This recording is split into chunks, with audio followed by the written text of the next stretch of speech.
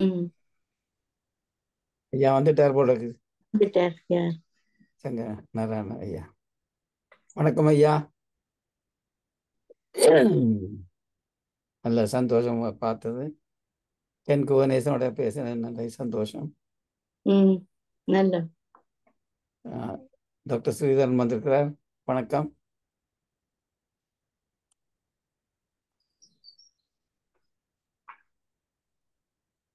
Unmute பண்ண தெரியலையா வைக்கி?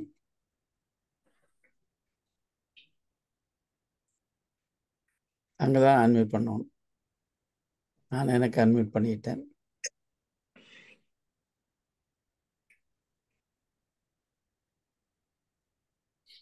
திருக்குமார் வந்திருக்கிறார். வணக்கம். வணக்கம் எல்லோருக்கும் வணக்கம் வணக்கம். வணக்கம் வணக்கம் வணக்கம் வணக்கம். ஐஃபில் டவர் வணக்கம். நீங்களும் ஐயாவும் போல சொல்ல துவங்கிட்டீங்க.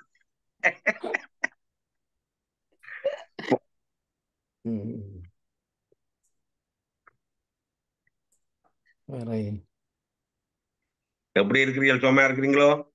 நல்ல சுகமா இருக்கிறோம். என்ன காலநிலை தான் ஒரே மழை கோலமாக இருக்குதா? இங்க குளிரும் அப்படி மழை இல்லை. கோலம். சரி, லண்டன்ல அப்படி இல்லை. இன்னைக்கு நல்ல வெயில். இங்க இங்க நல்ல எல்லாம் வெயில்.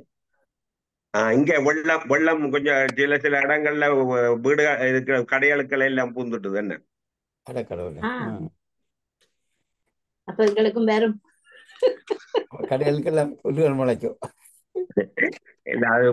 அதான் என்ன பள்ள பள்ள பள்ள இடங்களுக்கெல்லாம் கொஞ்சம் தண்ணி பூந்துட்டுது. என்ன அதான் அந்த காலத்துல ஊர்கள்ல பள்ளத்திலான் பள்ளர் இருக்கிறவ, மற்ற மேட்டுத்தின இடங்கள்ல நாங்கள் நல்ல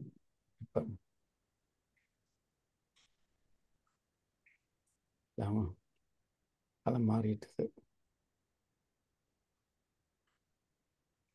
இவற்றை படம் கிடக்கு ஆளை காண இல்லையே. சுவாமி ஐயா வந்துட்டாரோ? வணக்கம்.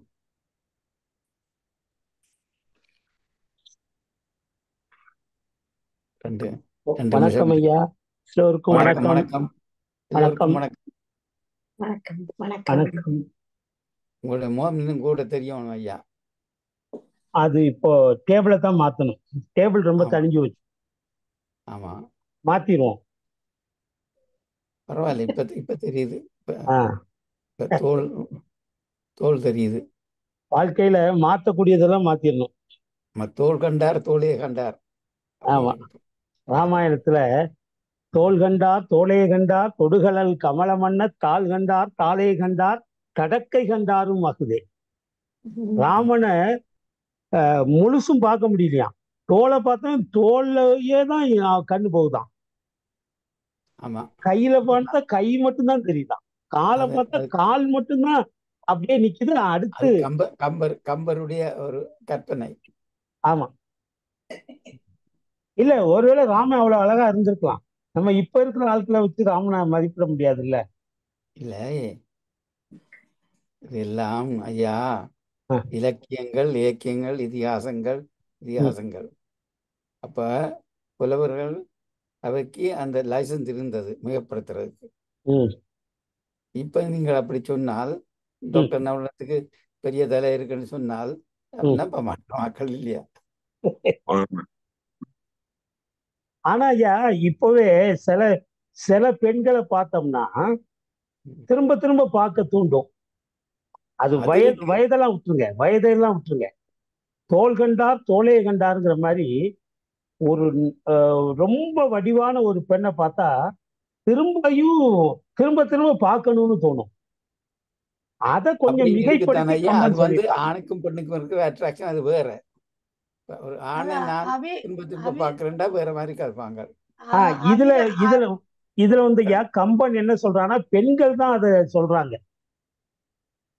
அந்த நீங்க சொல்ற அதே அட்ராக்ஷன். அபிராமிய அம்மன் அப்படி திரும்ப திரும்ப பார்க்க தூண்டுற அளவு அழகுள்ளதான் அபிராமி அம்மன். அந்த அபிராமி என்ற பேருன்ற கருத்தும் அதுதான் என்று சொல்லுவீங்க. எப்படி ராமனை வந்து இப்ப நாம பாக்குற ஆண்களை வச்சு முடிவு பண்ண முடியாதோ, அதே மாதிரி பெண்களையும் இப்போ நம்ம பாக்குற பெண்களை வச்சு அந்த உலகத்துல உள்ள பெண்களை நம்ம கணக்கிட முடியாது. ஐயா எனக்கு நான் எங்கேயோ வாசிச்சேன்னா வால்மீகி ராமாயணத்துல அந்த ராமரை ஒரு கோர பல்லோட 2 பல்லு முள்ளுக்குள்ள ஒரு ஆள் மாதிரிதான் கீறி இருக்குது அவற்ற படம். ராமனுடைய படத்தையா? ராமன் படத்தை அவர் அழகானவர் என்று சொல்லி பெருசா வால்மீகி ராமாயணத்துல சொல்லப்படையில்லை என்று சொல்லி. அதாவது வால்மீகி ராமாயணம் அவனை ஒரு அரசனா சொல்லுது, அழகானவன்னு சொல்லல, ஆனா அவலட்சணம்னு சொல்லல. நீங்க சொல்ற மாதிரி இந்த கோரப்பற்கள் உள்ள மாதிரி அவனை வர்ணிக்கல, ஒண்ணுமே செய்யாம விட்டாரு. 2 பல்லு இருக்கிற மாதிரி கீறி இருக்குன்ற அந்த படம். அது கீர்னது தப்பையா, கீர்னது தப்பம்மா. வால்மீகி எந்த கட்டத்திலையும் கோரமானவன் ராமன்னு சொல்லல. இவங்க பின்னால வந்தவங்க டிராயிங்ஸ் அவங்களுக்கு ஏத்த மாதிரி போட்டுக்கிறாங்க. ராமன் உண்மையிலேயே ரொம்ப அழகானவனாத்தான் வால்மீகிலையும் சுட்டப்படுறான், ஆனா ரொம்ப அழகா வர்ணிக்கல. ஆனா கம்பர் 10,000 பாட்டுல கிட்டத்தட்ட ஒரு 1000 பாட்டு ராமனையும் சீதையும் வர்ணிக்கிறதுக்காக மட்டுமே பயன்படுத்துறாரு. சீதா பிராட்டியை சொல்லும் போது அவளுடைய நெத்திய பார்க்கும்போது வில்லுக்கு ஓமை சொல்லலாமா அப்படின்னா சொல்லலாம், ஆனா சொல்ல முடியாது. முத்து அவருடைய பல்வரிசையை பார்க்கும்போது முத்துக்கு ஓமை சொல்லலாமா என்றால் சொல்லலாம், ஆனா சொல்ல முடியாது. அவளுடைய கண்களுக்கு வேல் ஈட்டி அத ஓமையா சொல்லலாமான்னா சொல்லலாம், ஆனா சொல்ல முடியாது. வில் ஒக்கும் நுதல் என்றாலும் வேல் ஒக்கும் விழி என்றாலும் பல் ஒக்கும் முத்தென்றாலும் பவளத்தை இதழ் என்றாலும் சொல் ஒக்கும் பொருள் ஓவார். இது கம்பன். ஒரு பொருளுக்கு ஒரு இதை உவமையா சொல்லலாம், ஆனா அதுதான் கரெக்டான ஓமையானா கிடையாது. இருக்கிறதுல பெஸ்டான ஒரு ஓமையை நான் சொல்றேனே தவிர அதிலே இதை விட அது மேல அப்படிங்கிற மாதிரி தான் அவர் சொல்றாரு. ஒரே ஒரு உதாரணம் சொல்லிட்டு நான் வகுப்புக்குள்ள வர்றேன். சிலப்பதிகாரத்துல இவர கண்ணகியை வர்ணிக்கிற போது போதிலார் திருவிடை வடிவு இவள் வடிவு அப்படின்னாரு. அதாவது நம்ம எல்லாரையும் பெண்களை பார்க்கும்போது பெண்கள் திருமகள் மாதிரி இருக்கிறா, லட்சுமி மாதிரி இருக்கிறான்னு சொல்லுவோம்ல. ஆனா சிலப்பதிகாரத்துல இளங்கோவடிகள் அவர் ஒரு துறவி, ஆனாலும் அவர் எப்படி பாடுறாரு பாருங்க, திருமகள் மாதிரி இவா இல்ல இவள மாதிரி. ஏன்னா திருமகள்ல நம்ம யாரும் பார்த்தது இல்லை. ஒருவேளை திருமகள்னு ஒருத்தி இருந்தா அவ இந்த கண்ணகி மாதிரி தான் இருப்பா. போதிலார் திருவினால் புகழுடை வடிவு இவள் வடிவு. யாரு? கண்ணகியுடைய வடிவு தான் திருமகள் வடிவுனார். ஒருத்தன் ஃப்ரெண்டுகிட்ட கல்யாண புரோக்கரு, டேய் எனக்கு ஒரு நல்ல பொண்ணை பாருடான்னா. சரி பார்த்துருவோம், பொண்ணு எப்படி இருக்கணும்னா பொண்ணு லட்சுமி மாதிரி இருக்கணும், லட்சுமி கடாட்சியமா இருக்கணும் அப்படின்னா அவனும் சரின்ட்டான். 1 மாசம் கழிச்சு வந்தான், டேய் லட்சுமி கடாட்சியமா ஒரு பொண்ணு இருக்குது அப்படின்னா சரி உன்னைய நம்பி நான் கல்யாணம் அன்னைக்கு தான் பார்க்கணும், ஒரு சஸ்பென்ஸ் த்ரில் வேணும், கல்யாண மேடையில வச்சு பொண்ணை பார்க்குறேன்ட்டான். கல்யாண மேடையில கொண்டு போய் உட்கார்ந்தாச்சு.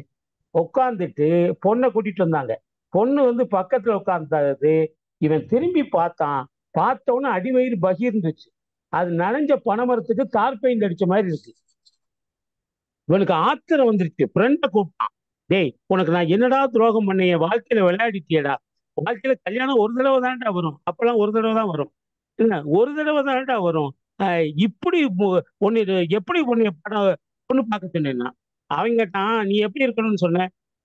பொண்ணு லட்சுமி மாதிரி திருமகள் மாதிரி இருக்கணும்னு சொன்னேன்ல அப்படின்னு. உடனே அவன் சொன்னான், நண்பன் கேட்டான், நீ திருமகளை பார்த்திருக்கியான்னா. இவன் மாப்பிள்ள சொன்னா இல்ல பாக்கலன்னா, திருமகள் இப்படி தாண்டா இருப்பான்னா. ஏன்னா பார்த்த லட்சுமி கடாட்சம் என்றது செல்வத்துக்கு சொல்றது, அழகுக்கு சொல்றது இல்ல, செல்வம். அது ரைட்டு. லட்சுமி கடாட்சியம்ங்கிறது செல்வம், லட்சுமியுடைய கருணை அப்படின்னு. லட்சுமி எப்படி இருக்கான்னு கவலைப்பட வேண்டியதில்லை. ஆனா இதுல பொண்ணு லட்சுமியகரமா இருக்கணும்ட்டான். அதான் சொன்னா, நீ லட்சுமியை பார்த்ததே இல்லை, அப்புறம் லட்சுமி மாதிரி பொண்ணு வேணும்னா எப்படி வரும்? அதனால தெரிஞ்ச பொருளை வைத்து தெரியாத பொருளுக்கு ஓமை சொல்லணுமே தவிர தெரியாத பொருளை வச்சு தெரிஞ்ச பொருளுக்கு ஓமை சொல்லக்கூடாது. அதுதான் இது. ரைட்டு. இணைப்புல இணைந்திருக்கக்கூடிய ஆனந்தி, ராமநாதன் ஐயா, கந்தையல் ஐயா, நவரத்னம் ஐயா, ஸ்ரீதரன் ஐயா, திருக்குமார் ஐயா, ஞான யோகராஜா, யோகி அம்மா, இலங்கையில இருந்து தொடர்ந்து நம்ம இதுக்கு இணையக்கூடியவர்கள் பாலேந்திரன் டிவதாரணி அம்மா. அவங்க தான் கண்டினியூஸா பெரிய புராணம் கிளாஸ்ல இருந்து இப்போ வரைக்கும் தொடர்ந்து இணையக்கூடியவர்களா இருக்கிறாங்க. அதே மாதிரி கனகசுந்தரம் ஐயா, நீலா நகுலபதி அம்மா, மிசஸ் ரத்னராஜா அண்ட் ரத்னராஜா எல்லோரையும் வருக வருக வரவேற்கிறோம். நாம் இப்போ நேரடியாக வகுப்புல போயிடலாம். இனிமேல் வர்றவங்க டைம் 2-3 நிமிஷம் ஆயிடுச்சு, அதனால நம்ம தொடங்கிடுவோம். ஓகே.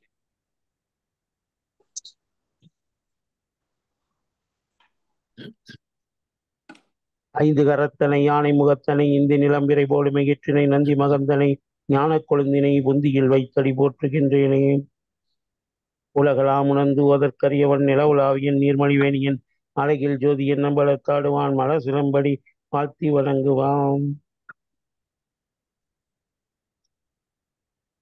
பேரன்புக்கும் பெரும் மதிப்பிற்கும் உரிய ஆண்மனைய செல்வர்களே, உலகளாவிய சைவ சமய பயிற்சி வகுப்புகளுடைய 155வது வகுப்பு திருமந்திர வகுப்பின் தொடர் வகுப்பினுடைய 18வது வகுப்பிலே இணைந்திருக்கக்கூடிய உங்கள் அனைவரையும் சேலம் பன்னிரு திருமுறை பகுப்பாய்வு மையத்தின் சார்பாக வருக வருக என வரவேற்கிறேன்.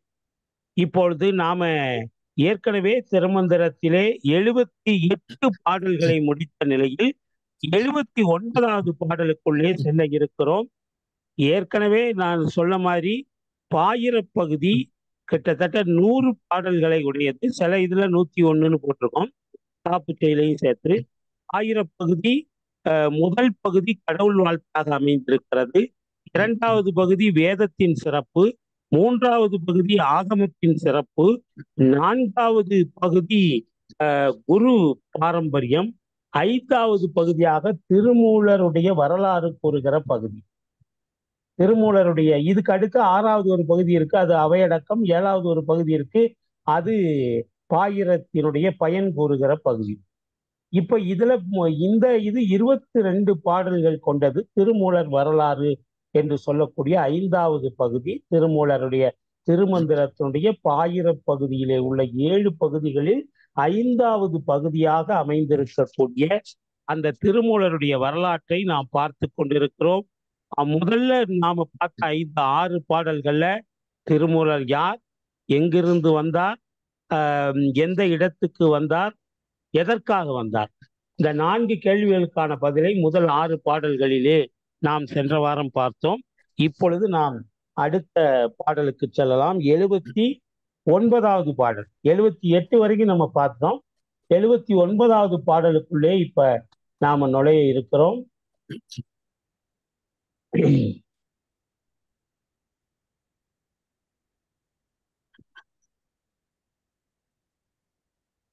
ஓகே, தெரியுதுன்னு நினைக்கிறேன். ஓகே, 79வது பாடல். தேர்ந்திருந்தேன் சிவமங்கை தன் பங்கனை, தேர்ந்திருந்தேன் சிவன் ஆவடு தந்துரை, சேர்ந்திருந்தேன் சிவபோதியின் நீழலில், தேர்ந்திருந்தேன் சிவன் நாமங்கள் ஓதியே. இவர் போன பாட்டுல நான் திருவாவடுதுறை வந்துவிட்டேன் என்று சொன்னார். இந்த பாட்டிலையும் திருவாவடுதுறையில எந்த இடம், ஊர் பேர் சொன்னாரு. இப்ப பர்டிகுலரா எந்த இடம், திருவாவடுதுறைனா அதுல எந்த இடத்துல இருந்தேன் என்பதை இதுல சொல்றாரு. எல்லாமே திருமூலருடைய வரலாற்றை பெரிய புராணம் 28 பாடல்களில் சொல்லுகிறது.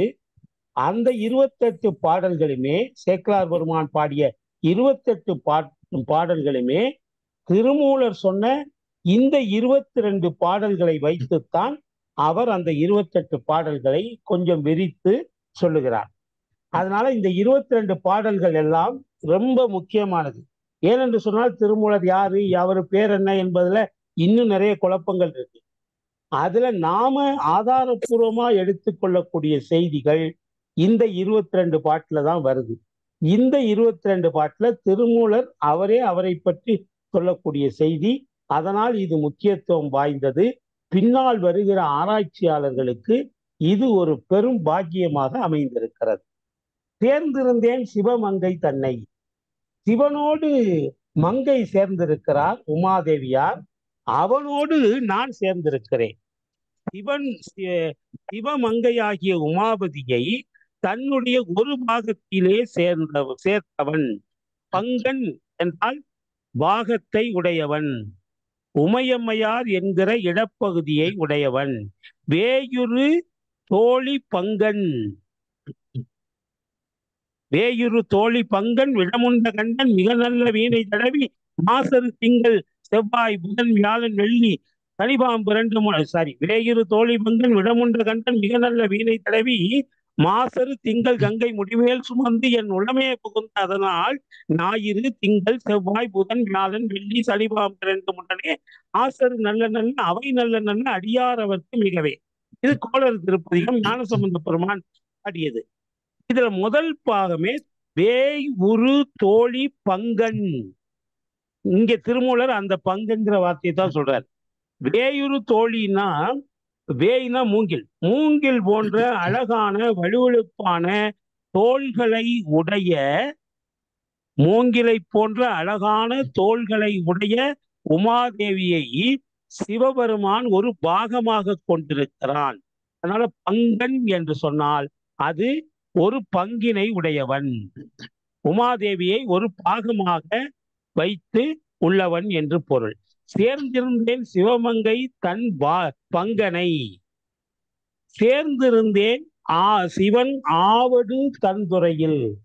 சிவன் எப்படி அங்கே வந்து ஆவடு தன்துறை, தன்துறைனா குளிர்ச்சி பொருந்திய ஆவடு துறை, ஆவடு துறை என்பதுதான் சிறப்பு கருதி திருவாவடுதுறை என்று அழைக்கப்படுகிறது.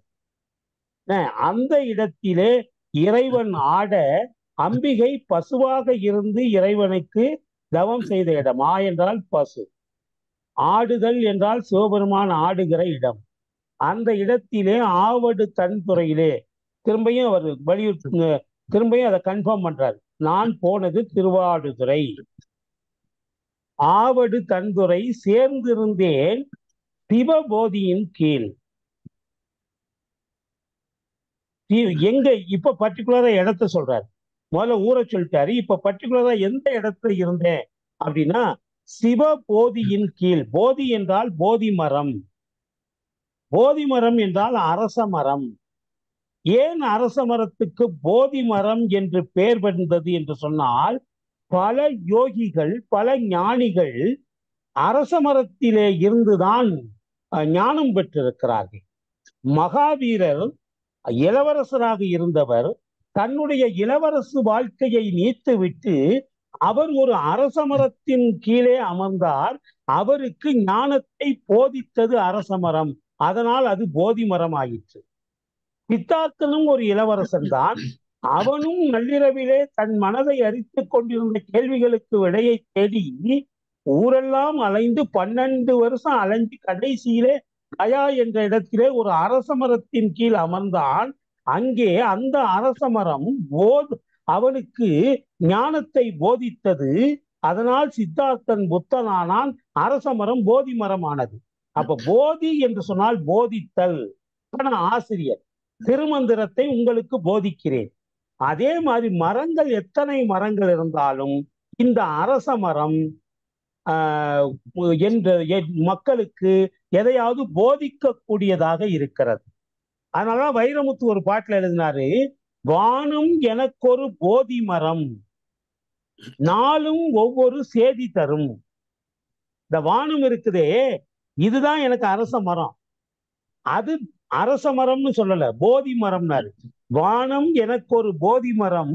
ஏன் அப்படின்னா நாளும் நமக்கு ஒரு செய்தி தரும். அது ஒவ்வொரு நாளும் புதிதாக எனக்கு செய்திகளை சொல்லுகிறது, மானுட இனத்துக்கு செய்திகளை சொல்லுகிறது. ஒரு நாள் பார்த்த மாதிரி வானம் மறுநாள் இருக்கிறது இல்லை. வெயில்ல ஒரு மாதிரி இருக்கு, குளிர்ல ஒரு மாதிரி இருக்கு, முன்பனி காலத்துல ஒரு மாதிரி இருக்கு, பின்பனி காலத்துல ஒரு மாதிரி இருக்கு, காலையில ஒரு மாதிரி இருக்கு, மத்தியானம் ஒரு மாதிரி இருக்கு, ராத்திரி மாதிரி இருக்கு. அதனால வானம் எனக்கு ஒவ்வொரு வித்தைகளையாக காட்டிக் கொண்டிருக்கிறது. உலகத்தில் எத்தனை கலர்கள் இருக்கிறது என்பதை வானத்தின் மூலமாக நான் கற்றுக்கொண்டேன். வானம் நீல நிறம்தான், ஆனால் அது நீளமாக தெரியாது. நீங்க விமானத்திலே பறந்தால் கூட பஞ்சு பொதி போல ஒரு காட்சி தெரியும். அதை எதை நினைச்சு பாக்குறீங்களோ அது மாதிரியே தெரியும். வானத்துல வரக்கூடிய நிலாவை பார்த்துட்டு எங்க அம்மா எல்லாம் சின்ன வயசுல சொல்லுவாங்க, உங்க அம்மாக்களும் சொல்லியிருப்பாங்க, அங்க பாரு கிழவி வந்து இதுல வடை சுடுறா பாரு, நிலாவுல வடை சுடுறா பாரும்பாங்க. அப்ப நம்ம அதை உத்து பார்த்தா அதுல கரை படிஞ்சிருக்கும்ல, நம்ம என்ன நினைச்சு பாக்குறோமோ அது மாதிரியே தெரியும். ஆமாம்மா, ஒரு மரத்தடியில உட்கார்ந்து வடை சுடுறா அப்படின்னு நம்ம கூட கொஞ்சம் சேர்த்துப்போம். மாதவன் நாயர்னு இந்தியா இஸ்ரோ நவரத்னம் ஐயா டெல்லி வந்தப்போ அவர் தான் இஸ்ரோவுடைய தலைவரா இருந்தாரு. மாதவன் நாயர் அவர் வந்து முதல்ல நிலவுக்கு இந்தியா வந்து ராக்கெட் அனுப்பும் போது அவர் தான் இஸ்ரோவுடைய தலைவர். அங்க மாதவன் நாயர் கேரளாக்காரர். அங்க போய் நிலவுல போய் ஒரு இந்தியன் ஒருவன் காலடி வைத்தான். ஆம்ஸ்ட்ராங் காலடி எடுத்து வச்சதே அது பொய்யா கற்பனையான பெரிய விவாதங்கள் இன்னைக்கு வரைக்கும் நெட்ல ஓடிக்கிட்டு இருக்கு. ஆனால் இவன் சந்தேகத்துக்கு இடம் இல்லாமல் கால் வச்சு படமும் எடுத்து வந்துட்டான். அப்ப அதை பிரஸ்ல வந்து பிரஸ் மீட்டிங்ல அறிவிக்கிறார் மாதவன் நாயர், இஸ்ரோவினுடைய தலைவர், என்ன இந்தியன் ஸ்பேஸ் ரிசர்ச் ஆர்கனைசேஷன் அதனுடைய தலைவர். இந்த மாதிரி நிலவுல கால் எடுத்து வச்சாச்சு அப்படின்னு உடனே இவரு அங்க இருந்த பத்திரிகையாளர்கள் ஒருத்தன் கேட்டான், உங்களுடைய அடுத்த திட்டம் என்ன அப்படின்னு. நிலவிலே மனிதன் வாழுவதற்கு வழி இருக்கிறதா, தண்ணி இருக்கா, காத்து இருக்கான்னு கண்டுபிடிக்கதான் எங்களுடைய அடுத்த வேலை அப்படின்னாரு. ஒரு குறும்புக்கார பத்திரிகைக்காரன் கேட்டான், அப்படியானால் நம்முடைய புராணங்கள்ல அங்க யாரோ ஒரு வடை சுட்டுக்கிட்டு இருக்கான்னு அதையெல்லாம் நம்ம ஆட்கள் சொல்லியிருக்காங்களே, அதெல்லாம் பொய்யாக போகுதா அப்படின்னு கேட்டான். இனிமேல் பாட்டி அங்க வடை சுடுறாங்கிற கதையை எத்தனை நாளைக்கு சொல்லிக்கிட்டு இருப்பீங்க? அங்க போய் மனுஷனே காலடி வச்சுட்டா அங்க மரமும் கிடையாது, பாட்டியும் கிடையாது, எண்ணெய் திட்டியும் கிடையாது, வடையும் கிடையாது. இன்னும் எத்தனை காலத்துக்கு இந்த பொருட்டை சொல்லிக்கிட்டு இருப்பீங்க அப்படின்னு மாதவன் நாயர் சிரிச்சுக்கிட்டே சொன்னாரு, இல்லை இல்லை, இனிமே தான் அந்த கதை உண்மையாக போகிறது. கூடிய சீக்கிரம் இந்திய கிழவி நிலவிலே போய் வடை சுடுகிற காலம் வரும், அதை நம்முடைய விண்வெளி ஆராய்ச்சி மையம் சாதிக்கும். நிலவுக்கு மனுஷன் போயிட்டா அப்புறம் பாட்டியும் போய் அங்க போய் வடை சுட வேண்டியதானே. ஆக கற்பனைகளாக இருந்தவையெல்லாம் இப்ப உண்மையா மாறிக்கிட்டு இருக்குது. இப்ப எதுக்காக சொல்றேன்னா, அரச மரம் என்பது போதி மரம். வானத்தை பார்க்கிற போது இங்கே உள்ள நிலவு ஒரு கதையை சொல்லுது, நட்சத்திரமா அந்த நட்சத்திர கூட்டம் ஒவ்வொன்றும் ஒவ்வொரு கதையை சொல்லுது. 27 ஸ்டாருக்கு பின்னாலையும் கதை இருக்குது.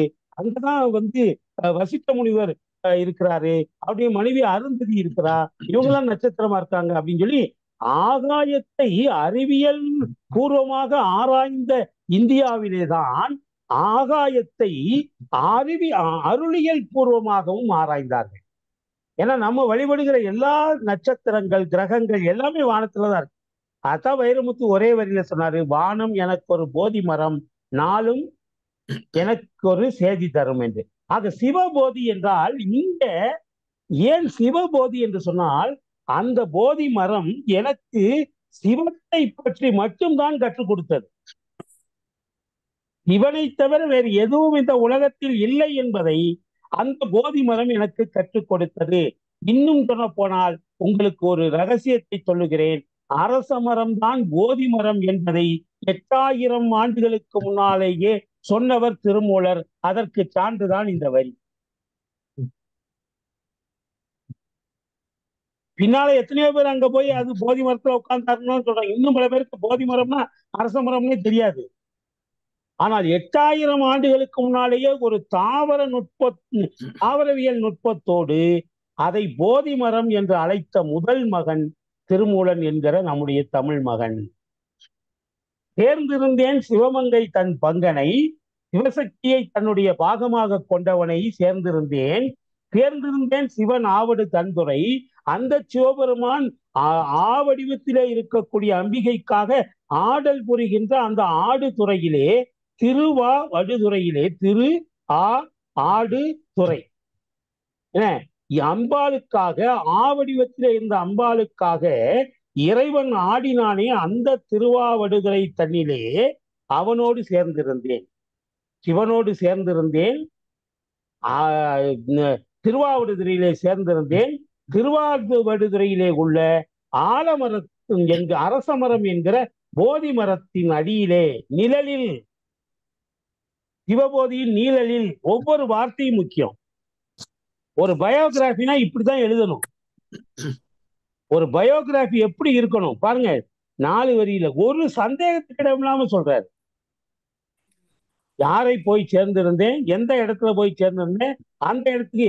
இப்பெல்லாம் நம்ம சொல்றோம்ல, ஒரு இடம், இப்போ நான் ஒருத்தர் வீட்டுக்கு போகணும், கந்தவேலையா வீட்டுக்கு போகணும்னா அந்த வீட்டுக்கு பக்கத்துல உள்ள ஏதாவது ஒரு முக்கியமான லேண்ட்மார்க் சொல்லுங்கிறோம்ல, அந்த லேண்ட்மார்க்கை திருமூலர் சொல்லியிருக்காரு. அதான் ஆச்சரியம். திருவாவடுதுறையில போய் எங்க தேடுறது? ஆனா அதுல லேண்ட்மார்க் சொல்றாரு. அங்க ஒரு பெரிய ஆலமரம், அரச மரம் இருக்கும், அதுதான் போதி மரம். அது எனக்கு சிவபோதத்தை, அதுக்கு இன்னொரு போதி மரம்ங்கிறதுக்கு இவர் இன்னொரு அர்த்தம் வைக்கிறாரு.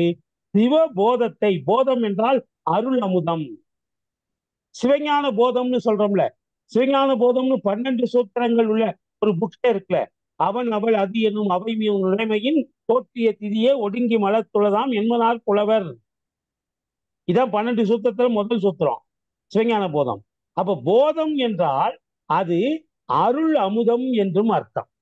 ஆக சேர்ந்திருந்தேன் அந்த சிவ போதத்தை அள்ளி தருகிற, அல்லது அந்த சிவ அரச மரத்தின் நிழலில் சேர்ந்திருந்தேன். சேர்ந்து என்ன பண்ண அப்படின்னா, சிவனுடைய நாமங்களை ஓதிக்கொண்டே இருந்தேன். சதா சர்வகாலமும் சிவ நாமங்களையே நான் ஓதிக்கொண்டிருந்தேன். ஐயா சொல்லுங்கய்யா, நவரத்னம் ஐயா. ஓம். நான் படித்தேன் உத்திரகோஷ மங்கை சிவன் கோவில் தான் ஆதியில இருந்த கோவில். அதுல ஒரு இளந்த மரம் 3000 வருஷத்துக்கு முன்பு இருந்து இன்னும் இருக்கிறதா? 5000 வருஷம் இளந்த மரம். அதுவும் ஒரு சிவன் சிவஸ்தலம். ஆமா, திருத்தலம். ஆமா, அதுவும் 3000 5000 ஆண்டுகளுக்கு முன்னால பழமை வாய்ந்தது அப்படின்னு சொல்றாங்க. இலங்கையில உள்ள திருக்கேதீஸ்வரமும் இந்தியாவில் உள்ள திரு உத்திரகோச மங்கையும் தான் உலகத்தில் தோன்றிய முதல் சிவன் கோயில். அதுக்கு முன்னால உலகத்திலேயே கிடையாது. உலகத்தின் மிக பழமையான, மிக மிக பழமையான சிவன் கோயில் 2. ஒன்று தமிழ்நாட்டிலே உள்ள உத்திரகோச மங்கை, சேது கடற்கரை, ராமநாதபுரம் இருந்து 12-15 கிலோமீட்டர் தூரத்துல இருக்கு. நான் பல தடவை அதுக்கு போயிருக்கிறேன். சிவகங்கையில படிக்கிற காலத்துல ஃப்ரெண்ட்ஸோட போயிருக்கிறேன். நான் அந்த கும்பாபிஷேகம் நடந்ததுக்கெல்லாம் நான் போயிருக்கிறேன். அங்க ஐயா சொன்ன மாதிரி உள்ள ஒரு இழந்த மரம். அது இப்ப கிளைகள் இல்லை. ஆனால் 5000 வருடம், 3000 வருடமோ 5000 வருடமோ, அது கால பழமை தெரியல. ஆனால் அது கல்லா மாறி இருக்கு. தாவரங்கள் ஆயிரக்கணக்கான வருடங்கள் கழித்து அந்த வெயிலையும் மழையிலையும், ஏன்னா அது திறந்த வெளியில தான் இருக்குது, அந்த மழை வெயில்ல அது பாறை மாதிரி ஆயிரும். இப்ப அதுக்கு உதாரணம் பொட்டானிக்கல் கார்டன். ஊட்டி போயிருந்தீங்கன்னா ஊட்டி பொட்டானிக்கல் கார்டன்ல 1000 வருடமான ஒரு மரம் இருக்குது. அது ஒரு நடுகள் மாதிரி இருக்குது, ஒரு தூண் மாதிரி தான் நின்றுட்டு இருக்கு. ஆனா கீழே போட்டிருக்காங்க 1000 வருடங்கள் ஆனதுனால இது கல்லாக மாறிய மரம் என்று போட்டிருக்கிறார்கள். அதே மாதிரி நவரத்னம் ஐயா சொன்ன அந்த இலந்தை மரம் என்பது அங்கே திரு உத்திரகோசமங்கையிலே இருக்கிறது. அது பாண்டியர்கள் சாம்ராஜ்யமா இருந்தது. அப்புறம் தான் சேதுபதி மன்னர்களுக்கு போச்சு. சேதுபதி மன்னர்கள் பாண்டியர்களுக்கு உட்பட்ட மன்னர்கள். அதுல ஒரு பாண்டிய மன்னனுடைய பேரே இளவந்திகை துஞ்சிய பாண்டியன் பேரு.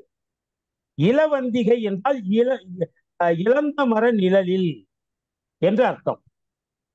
சங்க இலக்கியத்துல இளவந்திகை துஞ்சிய பாண்டிய மன்னன் என்று அவனை பற்றி புலவர்கள் பாடியிருக்காங்க. அவன் பெரிய கொடையாளியாக இருந்திருக்கிறான், அதை பற்றி பாடியிருக்கிறாங்க. அதனால வரலாற்றிலும் அந்த இளவந்திகை என்பது இடம்பெற்றிருக்கிறது. அது திரு உத்திரகோச மங்கை உலகத்தின் மிக மிக பழமையான சிவன் கோவில் என்கிற அந்தஸ்தை பெறுகிறது. அங்கு இழந்த மரம். ஒவ்வொரு சிவன் கோயிலுக்கும் மரங்கள் வித்தியாசப்படும். எல்லா இடங்கள்லையும் ஒரே மரம் இருக்காது. ஒவ்வொரு இடத்திலேயும் மரங்கள் ஸ்தல விருட்சங்கள் என்று சொல்லக்கூடியவை அவை ஒவ்வொரு இடத்திலும் வித்தியாசப்படும். உதாரணமாக மாணிக்கவாசகருக்கு இறைவன் காட்சி கொடுத்த திருப்பெருந்துறை இருக்கிறதே, அது ஒரு மரத்தடியில தான் காட்சி கொடுத்தாரு. அது எந்த மரம் என்றால் குருந்த மரம். குருந்த மரத்தின் நிழலிலேதான் மணிவாசக பெருந்தகைக்கு எம்பெருமான் காட்சி கொடுத்தான். ஆளை கொடுத்து சம்பந்தரை ஆட்கொண்டான், ஓலை கொடுத்து சுந்தரரை ஆட்கொண்டான், சூளை கொடுத்து அப்பரை ஆட்கொண்டான், 2 தாள்களை கொடுத்து மாணிக்கவாசகரை ஆட்கொண்டான். பாலை கொடுத்து சம்பந்தரை ஆட்கொண்டான், ஓலை கொடுத்து சுந்தரரை ஆட்கொண்டான், சூளை கொடுத்து அப்பரை ஆட்கொண்டான், 2 தாள்களை கொடுத்து மணிவாசகரை ஆட்கொண்டான். அப்படி 2 தாளினைகளை அவன் காட்டிய இடம் திருப்பெருந்துறை இலே உள்ள குருந்த மரம். உத்தரகோசமங்கையிலே இழந்த மரத்து இறைவன் சுயம்புவாக தோன்றினான். அதே மாதிரி இங்கே குருந்த மர நிலையிலே சுயம்புவாக தோன்றினான். எந்தெந்த இடத்திலே எந்தெந்த மரத்தடியிலே சிவலிங்கம் தோன்றுகிறதோ அந்த இடத்தை அந்த ஊரினுடைய ஸ்தல விருட்சமாக ஆக்கி கொள்வார்கள். அது அரச மரமும் சில கோயில்கள்ல இருக்கு. ஆனா இப்ப பூரா உங்க இலங்கையில பூரா அரச மரத்துக்கு கீழே பிள்ளையாருக்கு பதிலாக பூரா புத்தரை தான் வச்சிருக்காங்க. சரி, அவருக்கு போதி மரத்துல தானே, அரச மரத்துக்கு கீழே தானே, அது நிறைய பேருக்கு தெரியாது. அரச மரத்துக்கு கீழே ஏண்டா வச்சிருக்காருன்னு. அரச மரத்துக்கு கீழே வச்சிரு, அதை நான் ஸ்கூல்ல பிள்ளைங்கள்ட்ட கேட்டேன். இலங்கையிலே சுற்றுப்பயணம் செல்கிற போது ஒரு சில பள்ளிகள்ல கேட்டேன், ஏன் அவர் வேற புளிய மரம் இருக்கு, வேப்ப மரம் இருக்கு, மாமரம் இருக்குது, அங்க பலாமரம் இருக்குது, எங்கேயாவது உட்காந்து எதையாவது நல்லா சாப்பிட்டுட்டு இருக்க வேண்டியதுதானே, இவர் ஏன் இங்க போய் அரச மரத்துல போய் எதையும் சாப்பிட முடியாது, அங்கே போய் ஏன் உட்கார்ந்து இருக்கிறாரு அப்படின்னு கேட்டு, அது குழந்தைகளுக்கு தெரியாதுல்ல, அப்ப அவங்களுக்கு இந்த மாதிரி விடைய சொல்லுவேன். அந்த அரச மரத்தின் கீழே தான் புத்தருக்கு ஞானம் கிடைத்தது. அதனாலதான் அவரை அரச மரத்துக்கு கீழே வழிபாடு செய்கிறோம் அப்படிங்கிறத நான் அவங்களுக்கு சொன்னேன். ரைட். அப்போ இப்ப நம்ம பாட்டுக்கு போவோம். அப்ப வணக்கம் வணக்கம் ஐயா. வணக்கம். அந்த திருவுத்திரகோசமங்கையும் திருக்கேதீஸ்வரமும் மிக மிக பழமையான சிவன் கோயில்ன்றதுக்கு ஆதாரங்கள் சொல்றீங்களா? ஆதாரம் இருக்குது. இந்த 2 கோயிலையும் நவகிரகம் கிடையாது. ஓ, ஆனா இப்ப திருக்கேதீஸ்வரத்துல நவகிரகம் இப்ப வச்சுட்டாங்க, பின்னால வச்சுட்டாங்க. அதுல அந்த திருவருட்பயனுக்கு ஒரு எழுதின சோபா சுந்தரம் ஐயா அந்த திருக்கேதீஸ்வர கோயில இருந்து அந்த ட்ரஸ்டியில இருந்து விலகினவர், அவர் நவக்கிரக வைக்கிறதுக்கு அவருக்கு விருப்பம் இல்லை. விருப்பம் இல்லையாண்டில்ல, அந்த அருமனாவுடைய கொள்கைப்படி அதை வரிக்க கூடாண்டதுக்காக அவர் அந்த கோயில் ட்ரஸ்டில இருந்து முந்தி விலகினவர் என்று வரலாறு இருக்குது.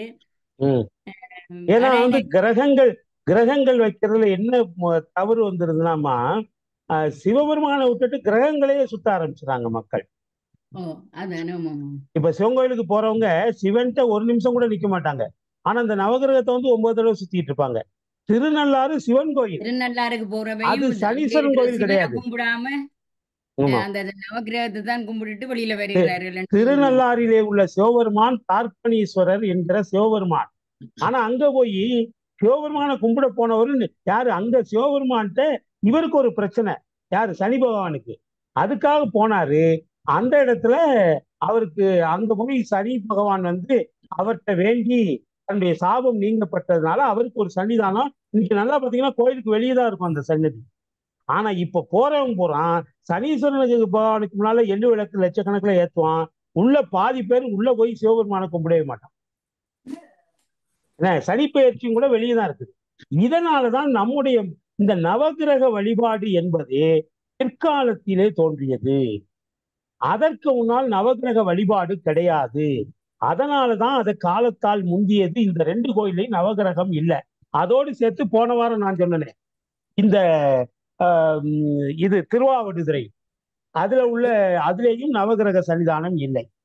அப்புறம் இன்னொரு ஆதாரம் என்னன்னா, சிவபெருமானுக்கு ஒரு பூவை பயன்படுத்த மாட்டாங்க வழிபாட்டுக்கு. திருமூலரே அந்த வரலாறு சொல்றாரு. இன்னொரு 4-5 பாட்டு தள்ளி அந்த பாட்டு வருது. அப்ப நான் அதை விளக்குவேன். ஆனா அந்த பூவு சொல்லிடுறேன், தாளம்பூ.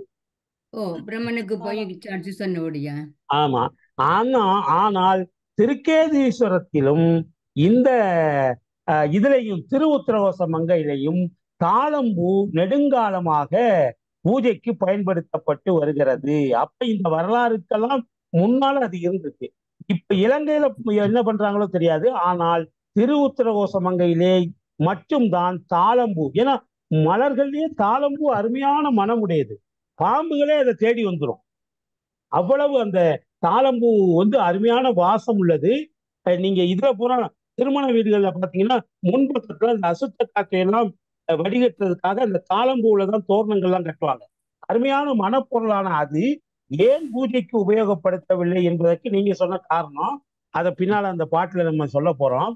என்ன அந்த பூ இப்ப திருக்கேதீஸ்வரத்துல பயன்படுத்துறாங்களா என்னன்னு தெரியல. என்ன அதை வேணா நான் அங்க உள்ளவங்க யாருக்காவது உங்களுக்கு தெரிஞ்சவங்க இருந்தாங்கன்னா அங்க உள்ள குருக்கள் மாற்ற கேளுங்க. ஆனால் நான் படித்ததுல வரலாற்றுக்கு முந்தைய கோயில்கள்ங்கிறதுக்கு 2 ஆதாரம் சொன்னாங்க. ஒன்று நவகிரகம், இந்த 2லயும் கிடையாது. 2வது தாளம்பூ வழிபாட்டுக்கு பயன்படுத்தப்படுது. இது தவிர வேற சில இதுகள்லாம் இருக்குது. அப்புறம் நான் சொல்றேன். காலத்தின் அருமை கருதி நம்ம பாட்டுக்கு போவோம். ஓகே. சேர்ந்திருந்தேன் சிவமங்கை தன் பங்கனை, சேர்ந்திருந்தேன் சிவன் ஆவடு தன்துறை, சேர்ந்திருந்தேன் சிவபோதியின் நிழலில், சேர்ந்திருந்தேன் சிவன் நாமங்கள் ஓதியே, சிவபெருமான் திருப்பெயரை எண்ணி இருந்தேன் சிவனது திருநாமங்களை ஓதி சகஸ்திர தலத்திலே. சகஸ்திர தலம்னா 6 ஆதாரம், அதுக்கு மேல 2 தலம் இருக்கு. சிவ சக்தி, அதை அந்த 6 2 8 தாண்டி 9வது தலம் தான் சகஸ்திர தலம். அதிலே அம்மையப்பனை வழிபட்டு சிவமாகிய அறிவின் நிழலிலே சேர்ந்திருந்தேன் என்று திருமூலர் இந்த பாடல சொல்றார். அடுத்து 80வது பாட்டு. இருந்தேன் இக்காயத்தே, இந்த உடம்பு இருக்கிறதே, காயம் என்றால் உடம்பு, காயமே இது பொய்யடா வெறும் காற்றடைத்த பையடா, நந்தவனத்தில் ஓர் ஆண்டி அவன் 4 மாதமாய் குயவனை வேண்டி கொண்டு வந்தான் ஒரு தோண்டி, அதை கூத்தாடி கூத்தாடி போட்டு உடைத்தாண்டி. 10 மாசம் இறைவனை வேண்டி ஒரு பானையை கொண்டு வந்தான். சாதாரணமா இந்த பானையை கொண்டு வரல. 10 மாதம் இறைவனிடம் தவம் இருந்து பாடாப்பட்டு இந்த பானையை நம்ம வாங்கிட்டு வந்தா, இந்த பானையினுடைய அருமை தெரியாம தவறான வழிகளிலே வாழ்க்கையை செலுத்தி அந்த பானையை கூத்தாடி கூத்தாடி கீழே போட்டு உடைச்சிட்டான், உடம்பு கெடுத்துக்கிட்டான் அப்படின்னு ஒரு சித்தர் பாடுற பாட்டு. நந்தவனத்தில் ஒரு ஆண்டி அவன் 4 மாதமாய் குயவனை வேண்டி, 4 மாதம்னா 10 மாசம், 4 + 6 4 மாதமாய் குயவனை வேண்டி கொண்டு வந்தான் ஒரு தோண்டி, அதை கூத்தாடி கூத்தாடி போட்டுடைத்தாண்டி. அதுபோல இந்த காயமே இது பொய்யடா வெறும் காற்றடைத்த பையடா, மூச்சு காற்று என்ற 450 கிராம் உள்ள போயிட்டு வர்றதுனாலதான் இந்த காயம் இயக்கத்திலே இருக்கிறது. இந்த காயத்திலே நான் எண்ணிலி கோடி ஆண்டுகள், எண்ணிக்கை இல்லாத காலம் அப்படின்னு தான் எடுத்துக்கணும். எண்ணிக்கை இல்லாத காலம் நான் இருந்தேன், எண்ணிலி கோடி இருந்தேன், இராப்பகல் அற்ற இடத்தே இருந்தேன். இதுக்கு முன்னால நான் எங்க இருந்தேன் தெரியுமா? இரவும் பகலும் இல்லாத ஒரு இடத்திலே இருந்தேன். இரவு பகல் 2ம் இல்லாத ஒரு இடம். அது என்ன தெரியுமா? இரவும் இருக்காது பகலும் இருக்காது, அப்படி ஒரு இடம் எங்கே இருக்கிறது என்று சொன்னால் அதுதான் கைலை. இறைவன் வாழக்கூடிய கைலையிலே சூரியனும் கிடையாது சந்திரனும் கிடையாது. ஏனென்றால் சூரிய மண்டலம் சந்திர மண்டலத்தை எல்லாம் கடந்து மேலே இருக்கிறது. அதை கடந்தும் ஆயிரக்கணக்கான மைல்களுக்கு மேலே சூரிய மண்டலம் சந்திர மண்டலத்துக்கும் மேலே இருக்கிறது கைலை. அப்படியானால் அங்க சூரியனும் சந்திரனும் இல்லைன்னா எப்படி வெளிச்சம் வரும்? திருமூலர் சொல்றாரு, அங்க சூரியனும் சந்திரனும் கிடையாது, அதனால அங்க இரவும் பகலும் கிடையாது, ஆனால் எப்பொழுதும் வெளிச்சம் இருக்கும். அந்த வெளிச்சம் எது என்று சொன்னால் சிவபெருமானிடம் இருந்து வருகிற ஒளி. அதைத்தான் சிதகாச பெருவழி அல்லது சித்தகாச பெருவழி அப்படின்னு முன்னால சொன்னோம்ல, அது மாதிரி இறைவனே ஒளி வடிவமாக இருக்கிறான். இறைவனே ஒளி வடிவமாக இருக்கிறான். அவனுடைய உடம்பிலே இருந்து ஒளி வருகிறது. நான் இன்னைக்கு என்னுடைய யூடியூப் ஷார்ட்ஸ்ல ஒரு பதிவு போட்டிருந்தேன். 12 ஜோதிர்லிங்க தலங்கள் இருக்குது இந்தியாவில், இலங்கையில கிடையாது. 12 தலங்கள், அது மொத்தம் 64 தலங்கள்னு வரலாற்றுல சொல்றாங்க. ஆனால் இப்ப கண்டறியப்பட்டிருக்கிறது 12 தலங்கள். அதுல ஒன்றுதான் ராமேஸ்வரத்துல இருக்குது. அது லிங்கம் என்னன்னா, நீங்க லிங்கம் என்பது 3 பாட்டு உண்டு. முதல்ல பீடம், அப்புறம் ஆவுடை, இந்த வட்டமா இருக்கும்ல அந்த பகுதி ஆவுடை. ஆவுடையார் கோயிலுக்கு போனீங்கன்னா அந்த பகுதியோட ரைட் நின்றும். அதுக்கப்புறம் மேல லிங்கம்ன்றது அந்த டூம் இருக்குல்ல, அதுக்கு மட்டும்தான் லிங்கம்னு பேர். மேலே இருக்கக்கூடிய அந்த டூம் மாதிரி இருக்குல்ல, அதுக்கு மட்டும்தான் லிங்கம் என்று பேர். அதற்கு கீழே இருக்கிறது ஒரு ரவுண்ட் இருக்கே, அதுக்கு ஆவுடை என்று பேர். அதுலதான் நம்ம அபிஷேகம் ஊத்துற தண்ணீர்லாம் அது வழியா வழிஞ்சுதான் கீழே போகுது. அதுக்கு கீழே இருக்கிறது பீடம். கீழே பீடம், அப்புறம் ஆவுடை, அதுக்கு மேல லிங்கம். நீங்க இந்த 12 ஜோதிர்லிங்கத்துல என்ன அதிசயம்னா, ஆத்ம ஞானம் கைவர பெற்றவர்களுக்கு அந்த இடத்துல பீடம் தெரியும், அதுக்கு மேல ஆவுடை தெரியும், அதுக்கு மேல லிங்கம் தெரியாது, ஒரு ஒளி தூண் தான் தெரியும். ஒரு நெருப்பு தூண் நிக்கிற மாதிரி தான் இருக்கும். அதுதான் அது எந்த இடத்துலனா இப்ப இந்த 12 ஜோதிர்லிங்க தலத்துல மட்டும்தான் இருக்கும். அப்படி ஒரு தலம் தான் ராமேஸ்வரத்திலே இருக்கக்கூடிய அந்த ஜோதிர்லிங்க தலம். இதெல்லாம் சுயம்புவா வந்தது. திருவண்ணாமலையிலே எம்பெருமான் அக்கினி வடிவமாக பூமிக்கும் பாதாளத்துக்குமாக விஸ்வரூபமாக இருக்கிற போது அந்த அதனுடைய பிம்பம் அது 64 இடங்களிலே பட்டு தெரித்ததாம். அந்த 64 இடங்களிலே ஜோதி மயமாக விளக்கு தூண் போல அந்த லிங்கங்கள் தோன்றின. இன்னும் மறுபடியும் சொல்றேன், லிங்கம் என்றால் நீங்கள் பார்க்கிற சிவலிங்கத்தை தற்கொலை செய்து கொள்ளாதீர்கள். சைவ சித்தாந்தத்தை பொறுத்த மட்டிலே லிங்கம் என்பது மேலே இருக்கக்கூடிய அந்த பகுதி மட்டும்தான். அதற்கு கீழே ஆவுடையார். அதனாலதான் நீங்க திருப்பெருந்துறை மாணிக்கவாசகருடைய திருத்தலம், அந்த திருப்பெருந்துறை போனீங்கன்னா அதுக்கு இப்போ உள்ள பேரு ஆவுடையார் கோயில். ஏன்னா அங்க ஆவுடை மட்டும்தான் இருக்கும், மேல லிங்கம் இருக்காது. பீடம் இருக்கும், அதுக்கு மேல ஆவுடையார் இருக்கும், அதுக்கு மேல லிங்கம் இருக்காது. அதனாலதான் அதுக்கு ஆவுடையார் கோயில்னே பேரு. அதனால அங்க அபிஷேகம் எல்லாம் யாருக்குன்னா மாணிக்கவாசகருக்கு தான் பண்ணுவாங்க. சிவபெருமானுக்காக கோயில் கட்டியவர் மாணிக்கவாசகர், ஆனால் கட்டியவரையே கடவுளாக்கி விட்டார் சிவபெருமான். சிவபெருமானுக்கு தான் அந்த கோயிலை கட்டினாரு. ஆனா இன்றைக்கு அபிஷேகம், ஆராதனை, தெரு வீதி வளம் எல்லாமே யாருக்குன்னா மாணிக்கவாசகருக்கு தான். ஆக நான் அதையும் ஒரு சாட்சியில சொல்லியிருக்கேன். கட்டியவரையே, கோவில் கட்டியவரையே கடவுளாக்கிய கடவுள் சிவபெருமானுக்காக கட்டினாரு. ஆனா கடைசியா அவரே இதுல கடவுள் ஆயிட்டார். ஆக ஒவ்வொரு வரி எவ்வளவு முக்கியமான வரி தெரியுமா? இருந்தேன் இக்காயத்தே எண்ணிலில் கோடி இருந்தேன், இராப்பகல் அற்ற இடம், இரவும் பகலும் இல்லாத இடம் எது என்று சொன்னால் கைலை மலை ஒன்றுதான். கைலாயத்திலே இறைவனே ஜோதி வடிவாக இருக்கிறான். மறந்துடாதீங்க, இறைவன் ஜோதி வடிவானவன். அருட்பெரும் ஜோதி தனிப்பெரும் கருணை என்று அதனாலதான் வள்ளல் பெருமான் ஒரு இயக்கத்தையே கண்டார். ராப்பகல் அற்ற இடத்தே இருந்தேன். எங்க, அதாவது நான் திருவாவடுதுறைக்கு வருவதற்கு முன்னால எங்க இருந்தேன்னு கேட்டீங்கன்னா, இராப்பகல் இல்லாத கைலையிலே இருந்தேன். அங்க யார் இருக்கானா, இமையவர் ஏத்தும் பதத்தே. இமையவர் என்றால் வானவர்கள். இமையவர் என்றால் வானவர்கள். ஏன் அவங்களுக்கு இமையவர்னு பேர் தெரியுமா? இமையவர் கண்ணமைக்க மாட்டார்கள், கண் இமைக்க மாட்டார்கள். நிலத்துல முட்ட மாட்டார்கள். அவங்க 3 குவாலிபிகேஷன் அவங்களுக்கு என்னன்னா, ஒன்று அவங்க கண் இமைக்க மாட்டாங்க, இன்னொன்று அவங்க கழுத்துல போடுற மாலை வாடவே வாடாது. 10 வருஷம் அந்த மாலையை போட்டு அலைஞ்சு, இப்பெல்லாம் நீங்க துண்டு போட்டு வர்றாங்களே பெரியவங்க, அங்கவஸ்திரம் எல்லாம் போட்டு வர்றாங்கல்ல, அது மாதிரி அந்த காலத்துல அரசர்கள்லாம் வெளியே கோயில மாலை போட்டு தான் போயிருக்கிறாங்க, வெறுங்கழுத்தோடு போக மாட்டாங்க.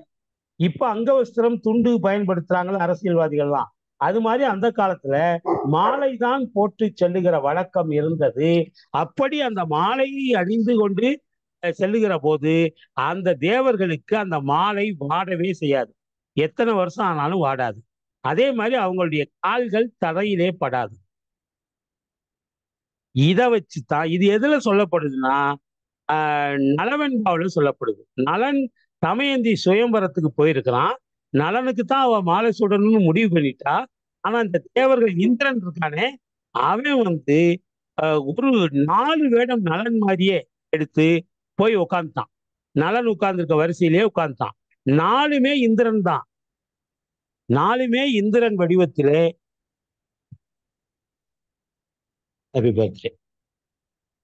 4 வடிவமுமே 4 வடிவமே இந்திரன் தான். 4ஓட சேர்த்து 5வது ஒரிஜினல் நலனும் நடுவில் உட்கார்ந்துருக்கான். தமயந்தி எடுத்துட்டு வந்தா அப்படி ஒரு செகண்ட் யோசிச்சா அப்புறம் நேரடியா கொண்டு போய் ஒரிஜினல் நலன் கழுத்துல மாலை போட்டா.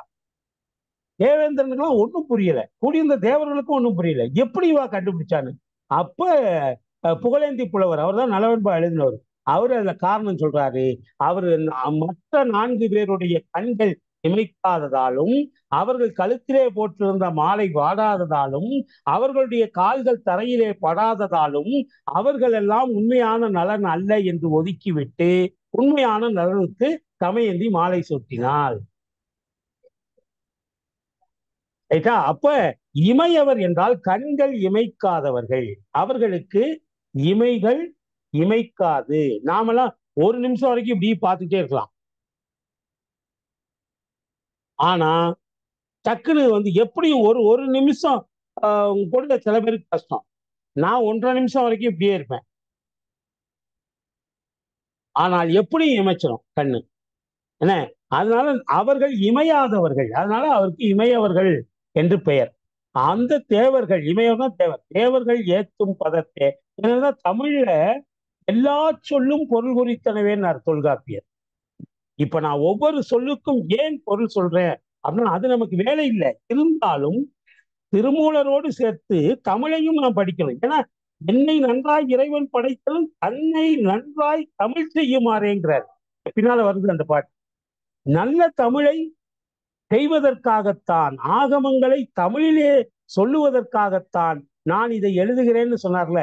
அப்ப அவர் சொன்ன தமிழ் சொற்கள் என்ன அப்படிங்கிற அந்த இதை நம்ம கொஞ்சமாவது சொல்லணும்ல, இல்லையா?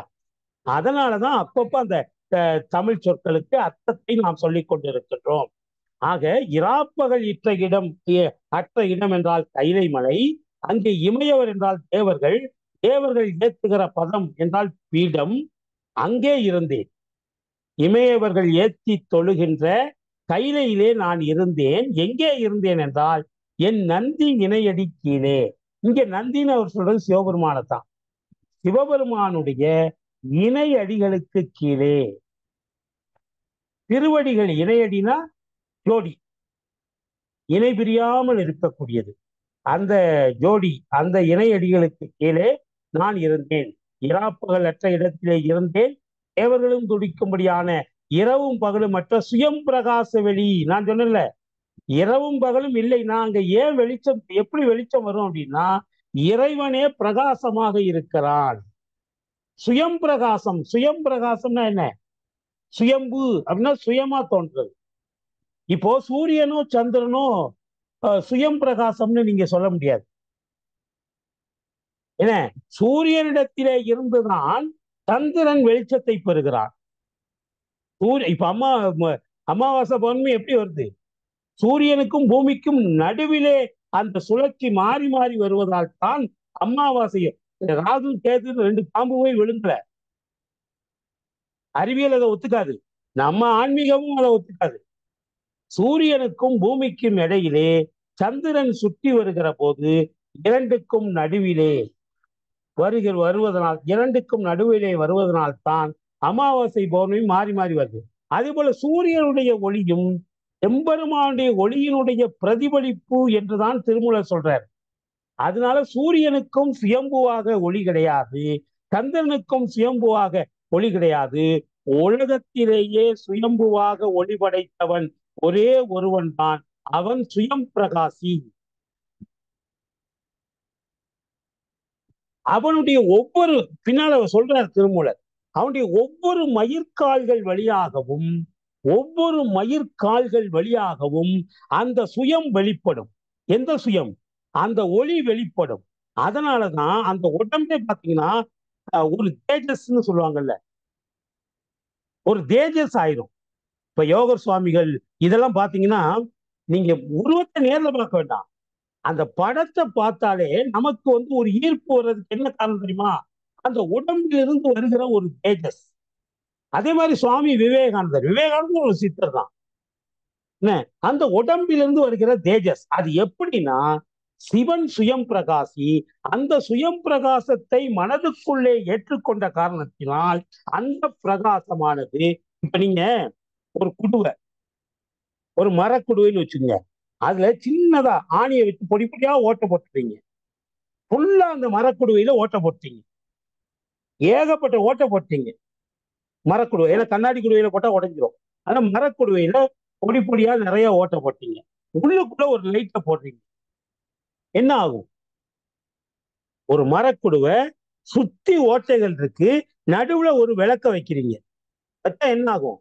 விளக்கு நமக்கு தெரியாது, ஆனால் விளக்கினுடைய வெளிச்சம் அத்தனை ஓட்டைகள் வழியாகவும் வெளியே வரும். யோகர் சுவாமிகளுக்கு அப்படித்தான் வந்தது. அப்படி அத்தனை ஓட்டைகளும் வெளியே வருகிற போது உள்ளே இருக்கக்கூடிய விளக்கு தெரியாது, உள்ளே இருக்கக்கூடிய ஜீவன் தெரியாது, உள்ளே இருக்கக்கூடிய சிவன் தெரியாது. ஆனால் அந்த உடம்பே ஒரு தேஜஸ்மயமாக மாறிவிடும். ராமகிருஷ்ண பரமஹம்சரிடத்திலே விவேகானந்தர் அதை கண்டார். விவேகானந்தரிடத்திலே சர்வசமய மாநாட்டுக்கு சென்றிருந்த போது அறிவியலின் கொடுமுடியிலே இருந்த அமெரிக்கா அவருடைய உருவத்தை பார்த்து அசந்து போய்விட்டார். இப்ப நான் சொல்லும் போதே எனக்கு புல்லரிக்குது.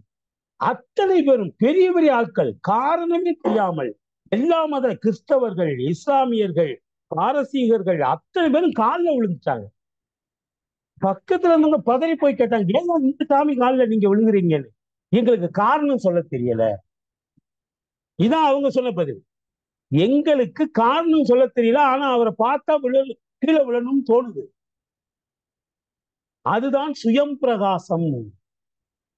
ஏனென்றால் சுயம் பிரகாசியாக இருக்கக்கூடிய கடவுளை உடம்புக்குள்ளே நீங்கள் கொண்டு வந்து விட்டால் உங்கள் உடம்பும் சுயம் பிரகாசமாக மாறிவிடும்.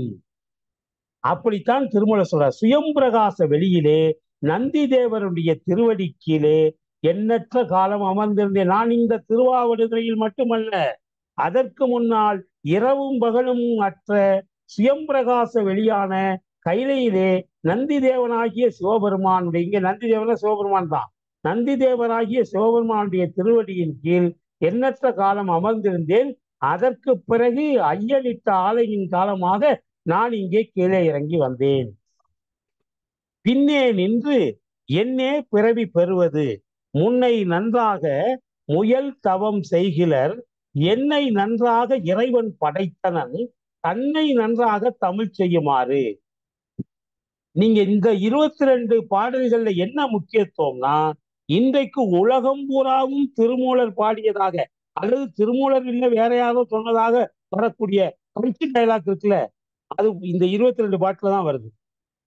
அதுல ஒண்ணுதான் என்னை நன்றாய் இறைவன் படைத்தனன், தன்னை நன்றாய் தமிழ் செய்யுமாறே.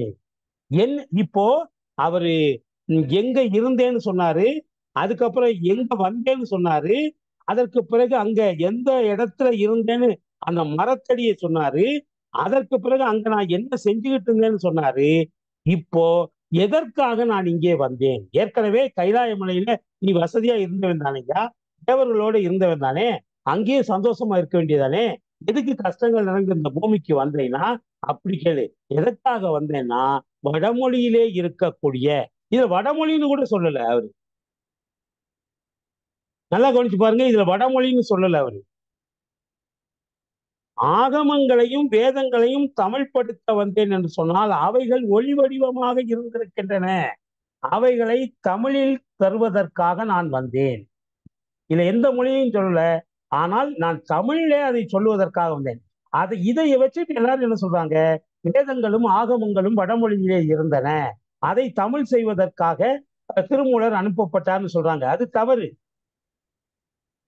வேதங்களும் ஆகமங்களும் ஒளிக்குறிப்புகளாக இருந்தன. ஏற்கனவே நான் சொல்ல, மியூசிக் நோட்ஸ், இளையராஜா எழுதி வச்சுக்கும் போது அதை நம்ம படிக்க முடியாது. அது மொழி கிடையாது, அது வரி வடிவங்கள் தான். ஆனால் அப்ப அதுக்கு மொழி ஐயா கிடையாது. அப்ப ஐயா தமிழ் 7000 ஆண்டுக்கு முற்பட்டது. ஆமா, அது என்ன சந்தேகம் உங்களுக்கு? இல்ல இல்ல இல்ல இப்ப போட்டியா கதைக்கிறாங்களா அது இதுண்டு. அப்ப அதெல்லாம் பொய். இல்ல இதுல இவர் எடுக்கிறார் தன்னை நன்றாக தமிழ் செய்யுமாறு என்று சொன்னபடியால் தமிழ் என்றது அட்லீஸ்ட் 7000 இயர்ஸ்க்கு முந்தையே இருக்குது. ஆமா, இப்ப திருமூலர் காலம் 8000 வருஷம்னா அவர் தமிழ்னு யூஸ் பண்றாரு வார்த்தைய. அப்ப அவருக்கு முன்னால அது இருந்துருக்கு தானே. அவருக்கும் முன்னால 8000க்கும் முன்னால எத்தனையோ காலம் இருந்திருக்கு. But this is an evidence for other people who run down Tamil. ஆமா, என்ன இது முக்கியத்துவம் வாய்ந்த வரி இந்த ரெண்டும். சிவபெருமான் கதைச்சது தமிழ், அவர் உருவாக்கியது வடமொழி என்றா தமிழ் முதலே இருந்திருக்கு. முதலாவது தமிழ் சங்கத்துல சிவபெருமான் இருந்திருக்கிறார். அப்ப தமிழ் முதலே இருக்குது. இல்ல, அதாவது நீங்க சிவபெருமான் வந்து தமிழை படைத்தார்னு சொல்ல முடியாது. நீங்க அகத்தியர் கதை சொல்றாங்கல்ல, அத கூட பல பேர் கதைத்தது தமிழ்னு உறுதியா சொல்ல முடியாது. அதுக்கு எங்க ஆதாரம் இருக்கு? அவர் அந்த ஒரு ஏட்டுல நான் உங்களுக்கு ஒரு அது போட்டோ காப்பி அனுப்பினான்னு நினைக்கிறேன். அதுல பார்வதிக்கு தமிழையும் சமஸ்கிருதத்திலையும் இமயமலை சாரல்ல ஒரு குகைக்குள்ள பனிக்காலத்துல தமிழையும் சமஸ்கிருதத்தையும் யோகாசனத்தையும் சொல்லி கொடுத்தவர் என்று சொல்லி ஏடுகள்ல இருக்குது சொல்லி. ஆமா, அப்ப நீங்க ஏன் தமிழை மட்டும் சொல்றீங்க? தமிழை பேசினால் இல்ல தமிழ்ல பேசினான்னு மட்டும் சொல்ல முடியாதுல்ல. அப்போ தமிழும் வடமொழியிலையும் பேசியிருக்கிறாரு. இல்ல, வடமொழியை அவர் உருவாக்கினது அவற்றை உடுக்கையில இருந்து உருவாக்கினது உண்டு. தமிழ் அவர் கதைச்சிருக்கிறார். அப்படி என்றா பார்வதி அவருக்கு தமிழ் தெரியாம இருந்திருக்கலாம். அவ வேற எதுவும் படிச்சிருப்பாவோ தெரியல. ஏனென்றா அவன் திருமணத்துக்கு போன நேரம் சிவகணங்கள் கதைத்த பார்த்து பார்வதியின் தகப்பன் பர்வத மன்னர் அவரோட தாய்க்கெல்லாம் விளங்க இல்லையா. அப்ப அவர் தமிழ் சிவபெருமான் கதைத்தது தமிழ். ஆனால் அத பார்வதிக்கு சொல்லி கொடுத்தேன்னு சொல்லித்தான் அந்த ஏடுகள்ல இருக்கு. நான் உங்களுக்கு போட்டோ காப்பி அனுப்பிதான் அனுப்புங்க. ஆனால் இந்த சைவ சித்தாந்தம் அதை ஒத்துக்கொள்றது இல்ல. சிவனிடத்திலிருந்து எந்த மொழியும் பிறக்கவில்லை. சிவனிடத்திலிருந்து ஒளிதான் பிறந்ததே தவிர மொழி பிறக்கவில்லை. இது சைவ சித்தாந்தம் அழுத்தமாக சொல்லக்கூடியது.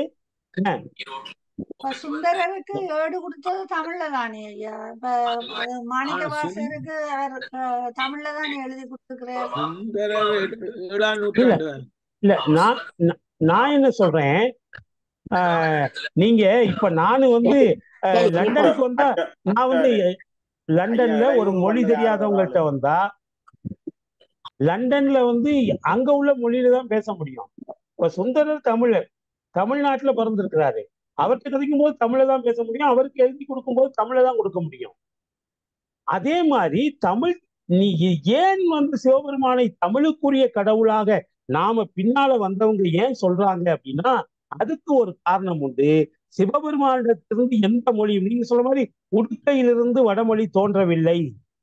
உடுக்கையிலிருந்து நாதம் தான் தோன்றியது, அது மொழி கிடையாது.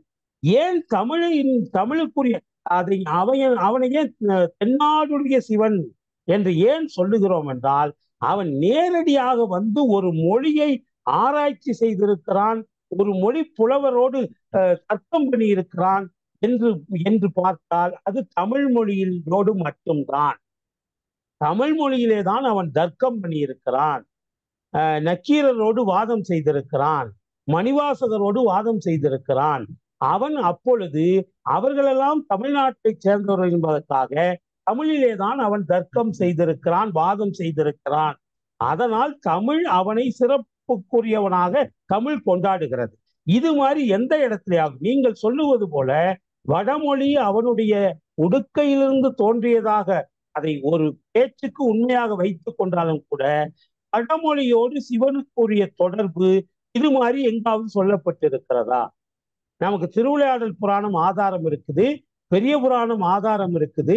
அதெல்லாம் இறைவன் பலமுறை இங்கே வந்திருக்கிறான், தமிழ் புலவர்களோடு விளையாடி இருக்கிறான், தமிழிலே பாடலை செய்திருக்கிறான். பொங்குதேர் வாழ்க்கை அஞ்சிரை தும்பி காமம் செப்பாது கண்டது மொழிமோ பயிலியது எளிய நட்பின் மயிலிய தெரிய இத்தறிவை கூந்தலின் நிறையவும் உழவோ நீ அறியும் பூமி என்பது இன்றைக்கும் அகப்பொருள் பாடல்களிலே ஒன்றாக தமிழ்நாட்டிலே வழங்கப்பட்டு வருகிறது.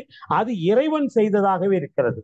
அதே மாதிரி இறையனார் களவியல் உரை என்று ஒரு புத்தகமே சிவபெருமான் தமிழுக்காக எழுதியிருக்கிறார். இந்த மாதிரியான வரலாறு வேறு எந்த மொழிக்கும் கிடையாது என்பதால் சிவபெருமான் தமிழுக்குரிய கடவுளாக அதிகமாக போற்றப்படுகிறார். நீங்க உங்கள்கிட்ட இருக்க ஏடுகள் அனுப்புங்க, அதனுடைய உண்மைத்தன்மையை நாம் பின்னால் ஆராய்ந்து வகுப்புலையோ அல்லது உங்களுக்கு அந்த குரூப்லயோ நாம வந்து அதை பத்தி டிஸ்கஸ் பண்ணி நான் ஆராய்ந்து பதில் சொல்றேன். ஏன்னா எதுவுமே நாம வந்து நான் உங்களுக்கு அது போட்டோ காப்பி ஏற்கனவே அனுப்பி இருக்கிறேன் ஐயா. ஒரு 16 பேஜஸ் ஒரு புக்ல இருந்து உங்களுக்கு அனுப்பி இருக்கிறேன். ரீகால் பண்றேன். நான் எதுவும் அழிக்க மாட்டேன், அதை திரும்ப நான் ரீகால் பண்ணி பாக்குறேன். அதுல நான் அனுப்பின இதுல அந்த பேஜும் இருக்குது. ஓகே ஓகே, நான் பாக்குறேன், திரும்ப பாக்குறேன். நன்றி. நன்றி நன்றி. அப்ப ஓகே, அப்ப என்னடி என் நந்தி இணையடி கீழே நான் ராப்பகல் இல்லாத இடத்திலே நந்தியின் அடிக்கு கீழே சுயம் பிரகாச வெளியிலே நான் எண்ணில் கோடி ஆண்டுகள் இருந்தேன் என்று சொல்கிறார். நான் யோகியமா ஏதாவது பேசணுமா?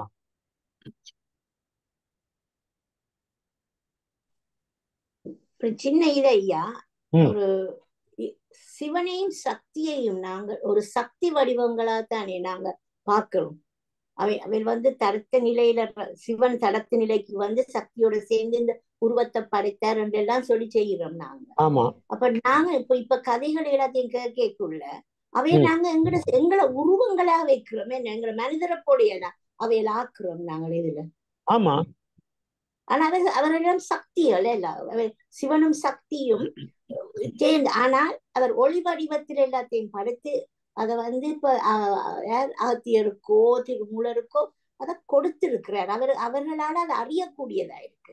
அந்த இரவு பகல் அற்ற நிலையில இருந்தவரால அறியக்கூடியதா இருந்தது. அவர் இந்த சக்திகளை உணர்ந்து எங்களுக்கு வடிவத்துல தந்திருக்கணுமே ஒழிய நாங்க இதுதான் சிவபெருமான் இந்த வடிவம் என்று சொல்லலாமா?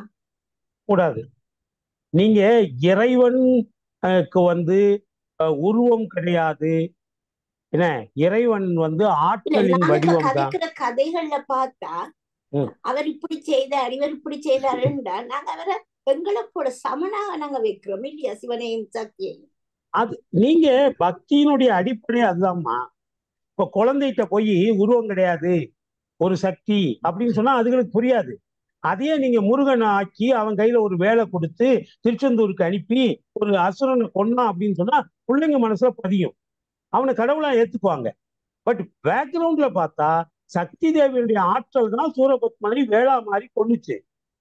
நீங்க ஒரு ஆரம்ப கால ஆத்ம ஞானம்னு சொல்றோம்ல, அது வந்து ஆரம்ப கட்டத்தில இருக்கிற போது நான் பலமுறை சொல்லிக்கிட்டே வர்றேன், அது ஏதாவது ஒரு உருவத்திலோ கதையிலோ தான் படியும். அந்த ஸ்டேஜ் நம்மளே இன்னும் தாண்டல, சின்ன குழந்தைய எப்படி தாண்டி இருக்கோம். அதனால எம்பெருமானே வந்து இந்த மண்ணுக்கு வருகிற போதுதான் பதிவம் எடுத்து வருகிறான்.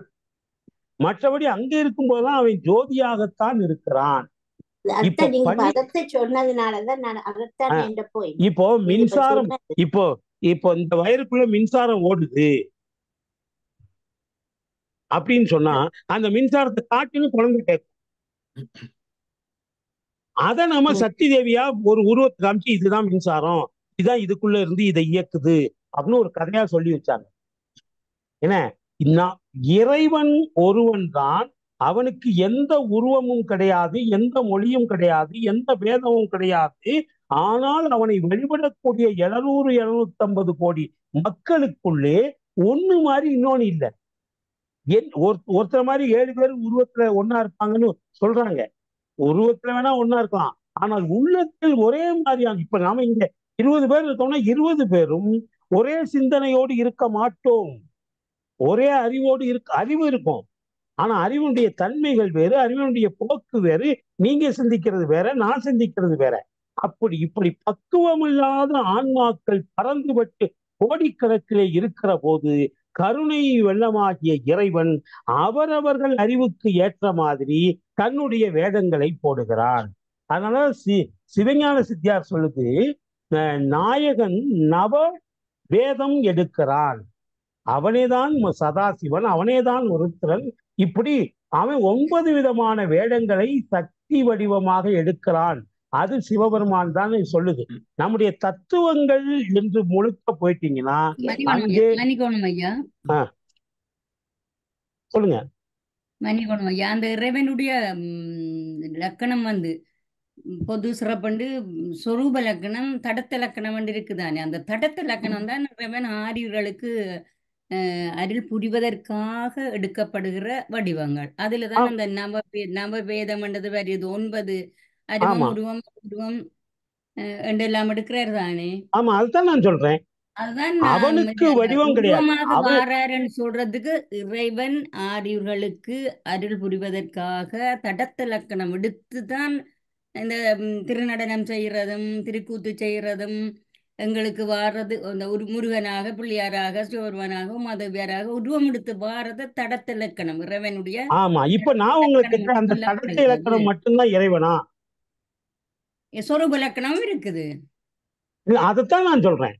இறைவனுக்கு பல்வேறு இலக்கணம், அவன் தடத்த இலக்கணமும் இருக்கிறான், சொரூப இலக்கணம் இருக்குது, அருவமா இருக்கிறான், உருவமா இருக்கிறான், அருவுருவமா இருக்கிறான். இதெல்லாம் நம்ம வழிபடுறோம். அது உயிர்களிடத்திலே வேதம் இருப்பதால் அவனிடத்திலே வேதம் இருக்கிறது. அவன் எடுக்கக்கூடிய நவவேதம் என்பது அவனுக்காக அல்ல, 9 வேஷம் போட்டு ஊரை கொள்ளையடிக்கிறதுக்காக இல்ல, 9 வேடம் போடுவது உயிர்களுக்கு அருள் செய்வதற்காக. நீங்க மதுரையில பன்றிக்குட்டிக்கு பால் கொடுக்க போனா, பன்றிக்குட்டிக்கு மனுஷனா போய் பால் கொடுக்க முடியுமா? ஒரு பெண்ணா போய் பால் கொடுக்க முடியுமா? பன்றிக்குட்டிக்கும் அருள். நீங்க கல்லுக்குள் இருக்கிற தேரைக்கும் இறைவன் அருள் செய்கிறான். அப்ப பன்றிக்குட்டிக்கு பால் கொடுக்க அவன் ஒரு பன்னியா தான் போனான்.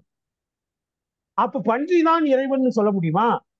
அவனுடைய தடத்த இலக்கணம் அதுதான் இறைவன் நம்ம ஏத்துக்க முடியுமானா முடியாது. அதைத்தான் நான் சொல்ல வரேன். அதைத்தான் சொல்ல வந்தேன். நாங்க ஒரு ஸ்பெசிபிக்கா ஒரு மனிதன் உருவத்தை வச்சுக்கொண்டு சொல்லி நாங்க எங்களுக்கு சமமா இறைவனை கொண்டு வந்து செய்யறாது. அவன் தாவரங்களுக்கும் அவன் இறைவன் தான், அவன் உருவத்தில் செய்வான். நீங்க சொன்ன மாதிரி விலங்குகளுக்கும் அவன் செய்வான்.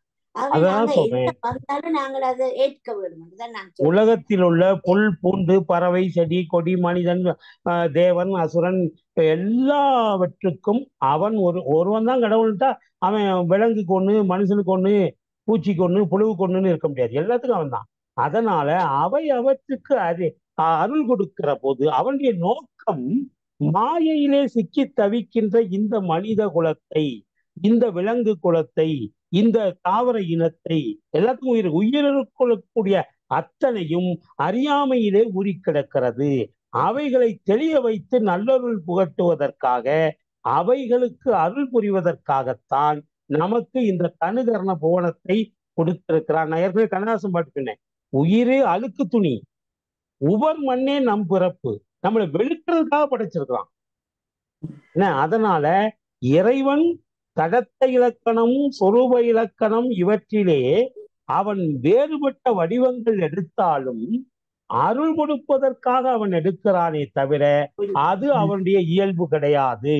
இந்த ஓடுகிற மின்சாரத்துக்கு எப்படி உருவம் இல்லையோ இது சக்தி இல்லைன்னு சொல்ல முடியுமா? இந்த சக்தி இருக்கிறதுனாலதான் உங்களோட நான் பேசிட்டு இருக்கேன். இந்த சக்தி இருக்கிறதுனாலதான் நீங்க சொல்றதை கேட்டுக்கிட்டு இருக்கேன். இதை கழட்டிட்டேன்னா இப்போ நீங்க பேசுறது கேட்காது, நான் பேசுறது வேணா உங்களுக்கு கேட்கும். அப்ப சக்தி என்பது கண்ணுக்கு தெரியாது. ஆனால் அப்படி சொன்னால் குழந்தைகளுக்கோ அல்லது அறிவிலே குறைந்தவர்களுக்கோ புரியாது என்பதற்காக அதற்கு சக்தி தேவி, கீலிங் கனகதுர்க்கை அம்மன், நாகபூசணி அம்மன், பத்தாப்புளை கண்ணகி அம்மன் என்று வடிவங்கள், ஏதாவது ஒரு வடிவத்துல சாமியை கும்பிடட்டும், வடிவமா முக்கியம். அவன் கும்பிட போனான்னாலே அவனுக்கு பக்தி இருக்குன்னு தானே அர்த்தம். அந்த பக்தியை வெளியே கொண்டு வர வேண்டும். என் மனசுக்குள்ளே இருக்கக்கூடிய பக்தியை வெளிப்படுத்துவதற்கு அந்த உருவங்களை அமைத்து அதையும் தமிழ என்ன பண்ணானா நம்மை ஆகர்ஷிக்கக்கூடிய, இப்ப நான் ஜோதிர்லிங்கம்னு சொன்னேன்ல, எல்லா கோயிலுக்கு போனாலும் உங்களுக்கு அந்த பக்தி வந்துடாது. ஒவ்வொரு இடத்திலும் ஒவ்வொரு விதமான சக்தியோடு அவன் இருக்கிறான். இதையெல்லாம் தான் திருமூலர் பின்னால நிறைய சொல்ல போறாரு. இப்ப நம்ம பூரா இன்ட்ரோடக்ஷன் தான் 100 பாட்டும் என்ன. அதனால மிகப்பெரிய பயணம் இது. இதை உங்க கேள்விகள் எல்லாவற்றுக்கும் உங்கள் இந்த திருமந்திரம் முடிக்க போகிற நேரத்தில் உங்கள் மனதில் உள்ள எல்லா குழப்பங்களுக்கும் விடை கிடைக்கும். அதை மட்டும் இப்போதைக்கு தெரிவிச்சுக்கிறேன். காலத்து நேர்மை கருதி இன்னும் 15-20 நிமிஷம் தான் ரைட். பின்னே நின்று என்னே பெறுவது முன்னை நன்றாக முயல் தவம் செய்யாதவர். மீண்டும் மீண்டும் இந்த மனிதர்கள் பூமியிலே பிறக்கிறார்கள். பிறவி என்பது தொடர்ந்து கொண்டே இருக்கிறது, துன்பம் என்பதும் தொடர்ந்து கொண்டே இருக்கிறது. இந்த தொடக்குக்கு பவத்தொடக்கு. இப்ப நீங்க இறந்த வீட்டுல எல்லாம் தொடக்குன்னு சொல்லுவாங்க தெரியுமா, தொடக்கு அப்படின்னு. அதான் தொடர்ச்சி. அதாவது அந்த துக்கம் எத்தனை நாளைக்கு தொடர்ந்து வரணும், அது 16 நாளா 31 நாளா 1 வருஷமா. சில பேர் 1 வருஷம் கோயிலுக்கு போக மாட்டாங்க, 1 வருஷம் கோயிலுக்கு போக மாட்டாங்க.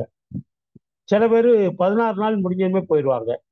நம்ம சாஸ்திரத்துல அதுக்கு ஏதாவது வழி இருக்கானா? எதுவும் கிடையாது. சாஸ்திரம்னு பல புரட்சி கதைகளை பின்னால ஏற்படுத்திட்டாங்க. நீங்க உங்க ஊர்ல எப்படி செய்வீங்களோ தெரியாது, இலங்கையில நீங்க பெரியவங்க தான் சொல்லணும்.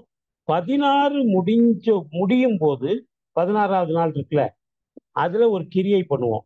அப்ப நாங்க புது ட்ரெஸ் எல்லாம் போட்டு குழந்தைங்க, பேர குழந்தைங்க, பிள்ளைகளுக்கெல்லாம் புது ட்ரெஸ் எல்லாம் வாங்கி கொடுத்து கோயிலுக்கு போய்தான் அந்த வழிபாடு செஞ்சு முடிப்போம் 16வது நாள். சில வீடுகள், சில ஜாதிகள்ல 30ஆம். நாங்க சைவ வேளாளர், நாங்க 16வது நாள் அந்த கிரியையே பண்ணுவோம். சில பேர் அந்தியேட்டு கிரியை 30வது நாள் பண்ணுவாங்க. பண்ணும்போது கோயில்ல போய் பண்ணுவாங்க. அப்ப என்ன அர்த்தம்னா, நீங்க கோயிலுக்கு போயிட்டீங்க, அப்புறம் 1 வருஷம் வரைக்கும் கோயிலுக்கு போக மாட்டேன்னா என்ன அர்த்தம்? எல்லா தீட்டும் அன்னையோட முடிஞ்சு போச்சுன்னு அர்த்தம். ஆனா நம்ம சம்பிரதாயத்துல ஏன் அப்படி வைத்திருக்கிறார்கள்? அதுக்கு ஒரு அது சாஸ்திரத்துல கிடையாது. ஆனா மனோதத்துவ ரீதியில பாத்தீங்கன்னா, சில வீடுகள்ல யாராவது அப்பாவோ அம்மாவோ ரொம்ப பாசம் வச்சவங்க இறந்து போயிட்டாங்கன்னா, இவன் பூஜை ரூம்ல போய் பையன் போட்டோவெல்லாம் எடுத்து உடைப்பான். பார்த்துருக்கீங்களா அந்த மாதிரி சம்பவம்? இங்க நிறைய நடக்கும். என்ன சாமி, எங்க அப்பா டெய்லி கோயில், எங்க அப்பா, என்னுடைய அப்பாலாம் 84 வயசு வரைக்கும் எனக்கு நினைவு தெரிஞ்ச கல்லாத வயதுல கூட கோயிலுக்கு போறதை தவிர்க்க மாட்டார். ஆனா அவருக்கு மரணம் வந்துச்சுன்னா நம்மளால தாங்க முடியல, போட்டு எங்கேயாவது போட்டு உடைக்கிறாங்க. அப்ப இந்த ஆதங்கம் சில பேருக்கு 16 நாள்ல மறைஞ்சிடும், சில பேருக்கு 30 நாள்ல மறையும், சில பேருக்கு 1 வருஷம் அந்த ஆதங்கம் இருக்கும். அந்த ஆதங்கத்தோட நீங்க கோயிலுக்கு போனா உங்களுக்கு ஆத்திரம் தான் வரும். அவன்கிட்ட போய் நீங்க என்ன அவனை கும்பிடவா செய்வீங்க? கோயிலுக்கு போய் அவன்கிட்ட சண்டை போடுவீங்க. எங்க அப்பா உனக்கு என்னெல்லாம் செஞ்சாரு, இப்படி அவரை கொண்டு போயிட்டியே, இப்படி எங்களை தவிக்க விட்டியே, இது பக்தியா? அதனாலதான் சாஸ்திரப்படி அல்ல, மனோதத்துவப்படி உங்கள் மரணம் என்பது எல்லாருக்கும் வரக்கூடியது, அது யதார்த்தமானது, அது இயற்கையானது, நம்ம அப்பாவுக்கும் வந்திருக்குது. அப்படி எப்ப என் மனசு தெளிவடையுதோ அப்ப நான் கோயிலுக்கு போகலாம். அது 16ஆ இருந்தாலும் சரி, 30ஆ இருந்தாலும் சரி, 5 வருஷம் ஆனாலும். ஆக இது சாஸ்திரங்கள்ல சொல்லப்படாதது. ஆனால் நம்முடைய மனோதத்துவத்தினுடைய அடிப்படையிலே கோயிலுக்கு எதுக்காக போகணும்? பக்தி செலுத்துறதுக்கு தான் போகணும். கோயிலுக்கு போய் உங்களால் பக்தி செலுத்த முடியவில்லை என்றால் நீங்க போகாம இருக்கிறது நல்லது தானே. அப்படித்தான் அந்த வழக்கம் வந்தது. ரைட்டு. அப்ப மாறி மாறி பிறவிகள் வருகிறது, பிறவிகள் தோறும் வினைகளை செய்கிறோம், மீண்டும் மீண்டும் பிறவி வருகிறது. அதனால இப்படி நாம் பாவங்களை செய்து மீண்டும் பிறவிகளை வந்து விட்டு ஐயோ கஷ்டப்படுறேன்னு புலம்புறதுல என்ன நியாயம் இருக்கு? சில பேர் சொல்லுவாங்க, எனக்கு தெரிஞ்ச ஒரு ஃப்ரெண்ட் இருக்கிறாரு, அடிக்கடி பேசும்போது அப்படிலாம் அவநம்பிக்கை புலம்புவாரு, எனக்கு மட்டும் ஏன் இப்படி நடக்குது அப்படின்னு. நான் எரிச்சல் பட்டு ஒரு தடவை சொன்னேன், உங்களுக்கு மட்டும் நீங்க சொல்லாதீங்க, உலகத்தில் உள்ள 700 கோடி பேருக்கும் நடக்குது, உங்களுக்கு மட்டும் இல்ல. யார் யாருக்கு என்னென்ன நடக்கணுமோ அது எல்லாருக்கும் எல்லா நாளும் எல்லா வயதிலையும் நடந்து கொண்டுதான் இருக்கிறது. பிரச்சனைகள் என்பது உங்களோடு முடிந்து விடுவதில்லை. நாம இந்த உலகத்தில் பிறப்பதற்கு முன்னாலும் பிரச்சனைகள் இருந்தன, நாம் இறந்த பிறகும் பிரச்சனைகள் இருக்கும். அப்ப அது பெர்மனன்ட், நாம தான் டெம்பரவரி. நாம ஆனந்தி அம்மா கடையில போய் இப்ப நான் நாளைக்கு போய் வேலைக்கு சேர்றேன், நான் ஜூனியர், அவங்க சொல்றபடி தான் நான் கேட்கணுமே தவிர போய் இருந்துக்கிட்டு நீங்க என் ஸ்டூடெண்ட் தானே, என் வேலையும் சேர்த்து நீங்க பாருங்க அப்படின்னு ஏவக்கூடாது.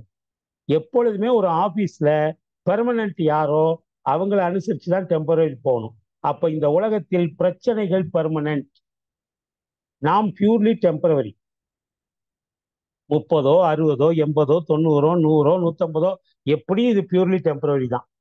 அப்ப பெர்மனன்ட் எம்ப்ளாயிகளை அனுசரிச்சு தான், பிரச்சனைகளை அனுசரிச்சு தான் நம்ம போய் ஆகணும். அப்ப இவர் என்ன சொல்றாரு, பின்னை நின்று என்னே பிறவி பெறுவது, பின்ன நின்று புலம்புற இந்த வரியை முன்னால கொண்டு வரணும். முன்னை நன்றாக முயல் தவம் செய்யாதவர்கள், முற்பிறவியிலே நல்ல தவம் நீங்க செய்யல, அதனால இந்த பிறவி வந்திருக்கு. முற்பிறவியில நல்லதுவைகள் செய்து நாம எல்லாருமே பாவம் பண்ணிட்டு தான் இங்க வந்திருக்கோம். பாவம் பண்ணலைன்னா பூமிக்கு நாம் வர வேண்டிய அவசியம் இல்லை. ஒருத்தர் நேரா கோயிலுக்கு போய் சாமியை கும்பிட்டான், கடவுளே நான் போன பிறவியில உன்னை கும்பிடல, அடுத்த பிறவிலையும் நான் உன்னை கும்பிட மாட்டேன், என்னை மன்னிச்சிருந்தான். பக்கத்துல இருந்த ஏடா பைத்தியக்காரா, போன பிறவியில நீ என்ன பண்ணன்னு உனக்கு தெரியாது, அடுத்த பிறவியில என்ன பண்ண போறேன்னு தெரியாது, எப்படி அவர்கிட்ட போய் போன பிறவியில நான் உன்னை கும்பிடல, அடுத்த பிறவிலையும் உன்னை கும்பிட மாட்டேன், ரெண்டுக்கும் சேர்த்து என்னை மன்னிச்சிருன்னு ஏன்டா சொல்றேன்னு. அவன் சொன்னா, போன பிறவியில நான் ஒழுங்கா கும்பிட்டு இருந்தா இந்த பிறவி எனக்கு வந்திருக்காது, போன பிறவியில கும்பிடல இந்த பிறவி வந்திருக்கு, இந்த பிறவியில ஒழுங்கா கும்பிடுறேன் அதனால அடுத்த பிறவி எனக்கு கிடையாது. போன பிறவியில எனக்கு நான் நல்லது செய்யல, இந்த பிறவியில பிறந்திருக்கிறேன், இந்த பிறவியில நல்லது செய்யறேன், அடுத்த பிறவி எனக்கு கிடையாது. அதைத்தான் திருமூலர் சொல்றாரு, முன்னை நன்றாக முயல் தவம் செய்கிறார், முயன்று நல்ல தவத்தை முற்பிறவிலே செய்யாதவர்கள் பின்னை நின்று என்னே பிறவி பெறுவது, பின்னால பிறவியை வாங்கிட்டு இந்த பிறவி என்பது நம்முடைய வினைக்கு ஈடாக கிடைத்தது என்பதை மனிதர்களே நீங்கள் உணருங்கள். திருமூலர் தெளிவா சொல்றாரு, இந்த மானுட உடல், இந்த மானுட சட்டை, இது சட்டை இல்ல, இதுதான் சட்டை, இந்த மானுட சட்டை நம்முடைய வினைக்கு ஈடான பிறவி. சைவ சித்தாந்தம் சொல்லுகிற முக்கியமான வார்த்தை வினைக்கு ஈடாக பிறவி. நாம் செய்கிற வினைகளின்க்கு ஈடாகத்தான், வினைகளுக்கு பதிலாகத்தான் இந்த பிறவி கிடைச்சிருக்கு. நீ முன்னால தவமே செய்யாம தவங்கிய முயற்சியே செய்யாம இப்ப இப்படி ஐயோ கஷ்டப்படுறேன்னு புலம்புறது என்னையா அர்த்தம் இருக்குது? அதான் திருமூலர் கேட்கிறார், முன்னை நன்றாக முயல் தவம் செய்கிறீர், பின்னை நின்று என்னே பிறவி பெறுவது. பிறவியை பின்னால நின்று குறை சொல்றது என்ன அர்த்தம்? ஆனால் எனக்கு இறைவன் ஒரு தெளிவான கடமையை சொல்லிட்டான், என்னை நன்றாக இறைவன் படைத்தனர், எனக்கு இது வினைக்கு ஈடான பிறவி கிடையாது. அத தெளிவா திருமூலர் சொல்றாரு.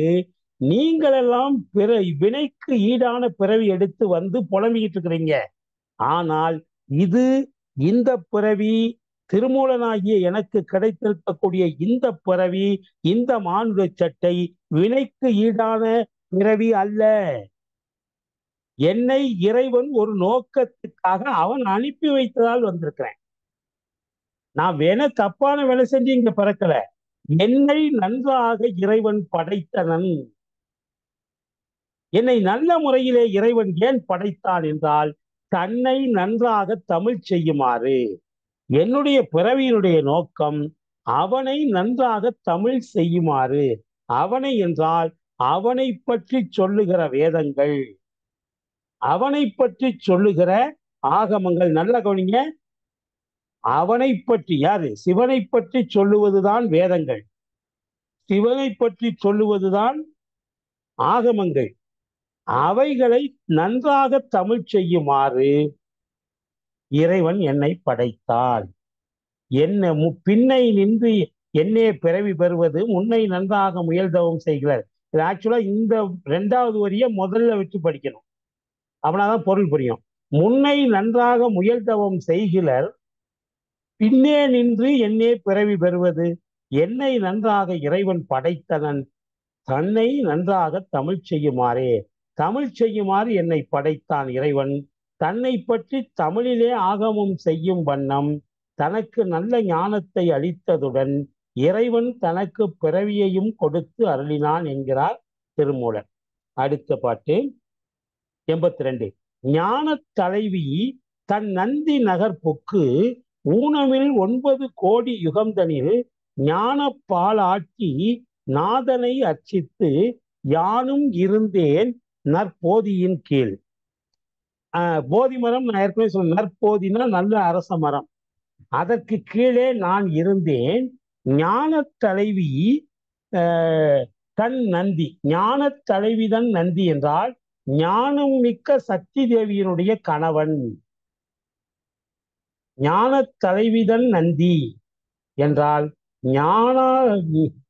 ஞானத்தினுடைய கொடுமுடியாக இருக்கக்கூடிய சக்தி தேவியினுடைய கணவனாகிய சிவபெருமான் என்கிற நந்தி அவனுடைய நகரத்தில் புக்கு. அவனுடைய நகரமான இதுல திருவாவடுதுறையிலே புகுந்து, நகர்னா திருவாவடுதுறை, அதிலே புகுந்து ஊனமில் 9 கோடி யுகம் தனில். ஊனமில்னா குற்றமில்லாத வாழ்க்கையை நான் வாழ்ந்தேன். 9 கோடி யுகங்கள் வாழ்ந்தேன். இதுவும் மிகைப்படுத்தப்பட்ட கற்பனை தான். ஞான பாலாட்சி. அத்தனை காலமும் நான் என்ன செஞ்சேன் அப்படின்னா, நான் டெய்லி பாலெல்லாம் வாங்கிட்டு அபிஷேகத்துக்கு போல. நான் இருந்த இடத்தை விட்டு நகலவும் இல்லை. என்னுடைய ஞானத்தினால் அவனை பாலாட்டி பாலூட்டினேன். பாலூட்டினேன் இல்லை, ஞானப்பாலால் அவனுக்கு அபிஷேகம் செய்தேன். எது ஞானப்பால் என்றால் திருமந்திரம் தான் ஞானப்பால்.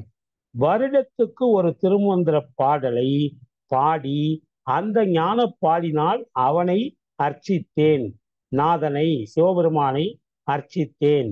யானும் இருந்தேன் நற்போதியின் கீழே. அந்த நற்போதி மரத்தின் கீழே இருந்து உமையம்மை பங்கனாகிய சிவபெருமானுக்கு 9 கோடி யுகங்கள் அங்கேயே இருந்து அனுதினமும் ஞானப்பாலாகிய திருமந்திரத்தினால் நாதனை நான் அர்ச்சித்து இருந்தேன். திருவடியின் கீழ் இருந்தேன். 7 ஆதாரங்கள். இதை பாருங்க, 7 ஆதாரங்கள் விந்து நாதம். 7 ஆதாரங்கள் என்னன்னு தெரியும். 6 ஆதாரங்கள் மூலாதாரம், சுவாதிஷ்டானம், மணிப்பூரகம், அநாகதம், விசுத்தி, ஆங்கை. இது 6. 7வது துவாதச பெருவழி, சித்தகாச பெருவழி அல்லது சகஸ்திர தலம், அது 7. அதுக்கு மேல விந்து சிவபெருமானுடைய அம்சம், நாதம் சக்தி தேவியுடைய அம்சம். இது ரெண்டும் கண்ணுக்கு தெரியாது. இந்த ரெண்டையும் தாண்டி ஒரு வெளி இருக்கிறது. அந்த வெளி துவாதச பெருவழி. துவாதச பெருவழி என்று பேர். துவாதச பெருவழி பாருங்க.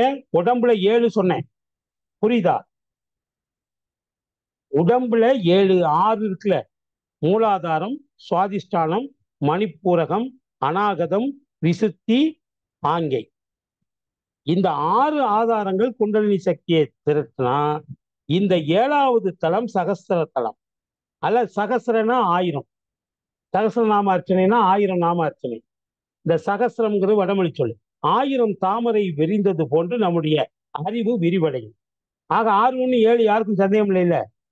இந்த 7க்கு பிறகு ஒரு அங்குல இடைவெளியிலே நாதம், விந்து என்று ஒன்று இருக்கிறது. நம்ம கண்ணுக்கு தெரியாது, விந்து. அதுக்கு மேல ஒரு அங்குல இடைவெளியில நாதம்,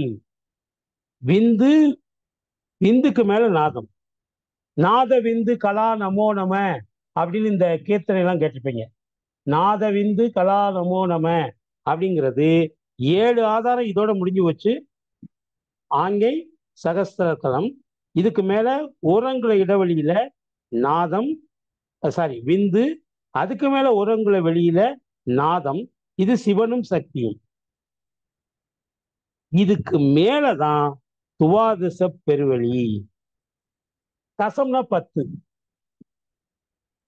துவாதசம் என்னையா கந்தலையா? காதுல கேட்கல. அன்மியூட் பண்ணுங்க. ஐயா அன்மியூட் பண்ணாம பேசுறீங்க. நாதவிந்து கலாநிதி நமோ நம இஸ் திருப்புகழ். திருப்புகழ்ல அது நிறைய பேர் அது பாடியிருக்காங்க. சித்தர்கள் பாடல்கள்லையும் நாதவிந்து கலாநமோ நம இருக்கு. கீர்த்தனைகள்லையும் இப்ப வருது. கர்நாடக கீர்த்தனைகள்லையும் நாதவிந்து கலாநமோ நம அப்படின்லாம் வருது. இப்போ இங்க பாருங்க, 7 சொல்லிட்டோம் உடம்புல. அதுக்கு மேல உரங்களும் அதுக்கு மேல உரங்களும் சொல்லிட்டோம். 7 2 9 ஆச்சு. அதுக்கு மேல உள்ளது தசம். தசம்னா 10. தசவெளி, அதுக்கு துவாதச பெருவெளி. சுத்தவெளி என்றால் சுத்தமான, சுத்த ஞான ஒளின்னு அர்த்தம் தமிழ்ல சொன்னா. துவாதச பெருவெளி. அதனாலதான் நம்ம பாடல்கள்ல கூட வரும், இது உச்சந்தலைக்கு 2 அங்குலத்துக்கு மேல அந்த துவாதச பெருவெளி இருக்குன்னு சொல்றதுக்கு காரணம், அந்த 2 அங்குலம் கேப் எதுக்குன்னா, அது முதல் அங்குலத்துல சிவன் இருக்கிறான், அடுத்த அங்குலத்துல சக்தி இருக்கிறா, அதுக்கு மேலதான் துவாதச பெருவெளி இருக்குது அப்படிங்கிற அர்த்தத்துல. அதனாலதான் துவாதசம். தசம்னா 10, சகசிரம்னா 1000, என்ன சதம்னா 100. தசம்னா 10, சதம்னா 100. ஓகே. அப்ப ஞான தலைவிதன் நந்தி நகர்பொக்கு, ஞான தலைவியோடு இறைவன் இருக்கிற திருவாவடுதுறை நகரத்திலே புகுந்து ஊனமில் 9 கோடி யுகம் தனில் குற்றமற்ற 9 கோடி யுகங்கள் அங்கே நான் இருந்தேன். சும்மா இருக்கல. அனுதினமும் ஞானப்பாலாட்டி, ஞானப்பாலால் நீராட்டி நாதனை அவன் மந்திரத்தால், பஞ்சாட்சர மந்திரத்தால் அர்ச்சனித்து நானும் இருந்தேன் நற்போதியின் கீழே. ரைட். அடுத்த பாட்டு, இன்னும் ஒரு பாட்டை இதை மட்டும் பார்த்துருவோம். செல்கின்றவாறு அரி சிவமுனி சித்தசன். சித்தசன் அப்படின்னா யாருன்னு தெரியுமா? அந்த வார்த்தை வரைக்கும் நீங்க கேள்விப்பட்டிருக்க மாட்டீங்க. நம் எல்லோருடைய மனதிலும் இவன் பிறக்கக்கூடிய ஒரு தேவன். யாருன்னா மன்மதன். நம்முடைய மனதிலே பிறக்கக்கூடியவன் தான் சித்தசன். சித்தம்னா மனம். அந்த மனதிலே உதிக்கக்கூடியவன். சன்னா அது ஆங்கில சொல்லல, தமிழ்லேயே சன் என்றாலே உதயம் என்றுதான் அர்த்தம். சன் மார்க்கம் அப்படின்னு சொல்றோம்ல, உதய மார்க்கம், உதய வழி, விடிவுக்கான வழி அப்படின்னு அர்த்தம். அப்ப சித்தசன் என்றால் சித்தத்திலே உருவாகக்கூடியவன்.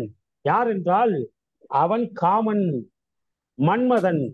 மன்மதன் கடவுளே விட்டு வைக்கல, கைலாயத்திலே போய் கடவுள்கிட்டயே வேலையை காட்டினான். அதனாலதானே அவர் நெற்றிக்கண்ணை திறந்து சிவபெருமான் எரிச்சாரு. காமனை எரித்த இடம் ஒரே ஒரு இடம், அது கைலை தான். காமனை எரித்த இடம். அவனுக்கு ஏன் காமன்னு பேர் வச்சாங்க தெரியுமா? வாரியார் சுவாமிகள் வேடிக்கையா சொல்லுவாரு, அவன் எல்லாருக்கும் காமன், அதனால அவன் பேர் காமன். புரியுதா? அவன் எல்லாருக்கும் காமன். காமன்னா ஆங்கில வார்த்தை, எல்லாருக்கும் பொதுவானவன்.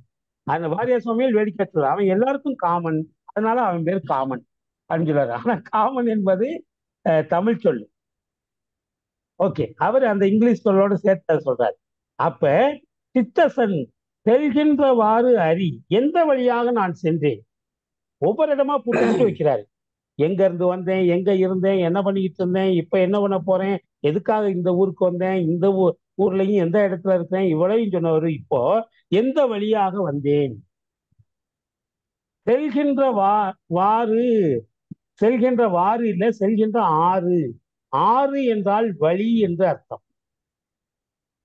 ஆறு என்ற சொல்லுக்கு வழி என்றுதான் அர்த்தம். மேலிருந்து பெய்யக்கூடிய மழை மிகப்பெரிய மலைப்பகுதியில கீழே அருவியா இறங்கி, அப்ப அங்க ஆறெல்லாம் ஓடாது, மணல் இருக்கும், இல்ல பாறைகள் இருக்கும். ஆனால் இது கீழே இறங்கி, இந்த நீர் கீழே இறங்கி தான் செல்லுவதற்கு ஒரு பாதையை அது அறுக்கும்,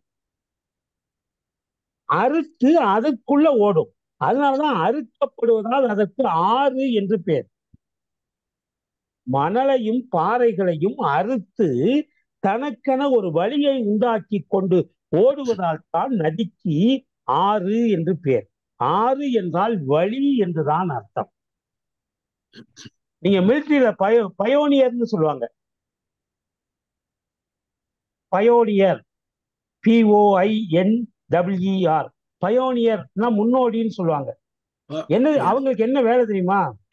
அவங்க காட்டுல போய் வனங்கள்ல போய் காடு வழியாக படைகள் பயணம் பண்ணும்ல, மற்றொரு நாட்டுக்கு போகணும், காடு வழியா போகணும். போகும்போது இந்த பயோனியர்ஸ் தான் முன்னால போவாங்க. அவங்க துப்பாக்கி வச்சிருக்க மாட்டாங்க, கையில பாத்தீங்கன்னா கத்தி வச்சிருப்பாங்க. இந்த கத்தியை வச்சு முன்னால போற அந்த பயணியர்ஸ் அந்த செடி கொடிகள் முட்புதரெல்லாம் வெட்டி வெட்டி பின்னால் வருகிற படைகள் செல்லுவதற்கான வழியை ஒரு 10-15 பயணியர்ஸ் முன்னால பண்ணிக்கிட்டே போவாங்க. அது மாதிரி இந்த சமுதாயத்திலே உள்ள கரடு முரடான நெறிகளை எல்லாம் வெட்டி ஒரு பண்பாட்டு பாதையை அறுத்து செல்வதால் தான் அறம் என்ற சொல்லே தமிழ்ல பிறந்தது. அறம் இஸ் ஈக்குவல் டு பயனியர். எப்படி கரடு முரடான பாதைகளை வழிப்பாதையாக மாற்றுவதற்கு பயனியர்ஸ் பயன்பட்டார்களோ, அதுபோல கரடு முரடான மனித வாழ்க்கையுடைய பயணத்தை செம்மைப்படுத்துவதற்காக அறம், கரடு முரடான பாதையை அறுத்து செய்யப்பட்டதால் அதற்கு அறம் என்று பெயர். அதுபோல வானத்திலிருந்து வருகிற மழை துளிகளை மலை முகடுகளிலே இருந்து அருவியாக கொட்டி அவைகள் செல்லுகிற வழியெல்லாம் அறுத்து கொண்டு செல்வதால் அவற்றுக்கு ஆறு என்று பெயர். செல்கின்ற வாறு அப்படின்னா செல்கின்ற ஆறுன்னு தான். செல்லுகிற வழி, நான் எப்படி சென்றேன், எங்க கைலையிலிருந்து நான் திருவாவடுதுறைக்கு எப்படி வந்தேன், எந்த வழியாக வந்தேன் என்றால், சிவமுனி சித்தசன் வெல்லுகின்ற ஞானத்து, நான் அங்கே ஒரு சிவமுனியாக இருந்தேன். மன்மதன், என்னுடைய மனதுக்குள்ளே தோன்றுகிற மன்மதனை வெல்லக்கூடிய ஞானம் படைத்தவனாக இருந்தேன்.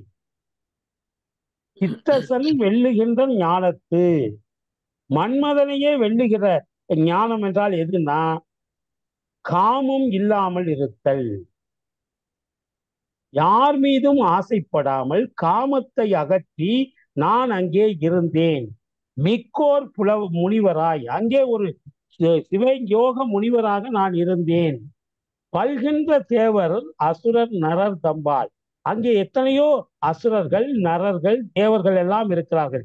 நரர்னா மனிதர்கள் தான், நரமாமிசம்னா மனிதர்கள் தான். தேவலோகத்திலே அசுரர்களும் இருக்கிறார்கள், தேவர்களும் இருக்கிறார்கள், சில மனிதர்களும் இருக்கிறார்கள்.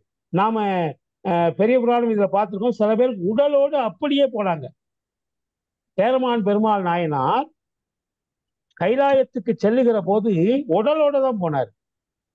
அதனாலதான் அப்படிப்பட்ட உடலோடு சென்ற ஆத்மாக்களும் அங்கே இருக்கிறார்கள். அதனால அங்கே தேவர்களும் இருக்கிறார்கள், முனிவர்களும் இருக்கிறார்கள், அசுரர்களும் இருக்கிறார்கள், நரர்களும் இருக்கிறார்கள்.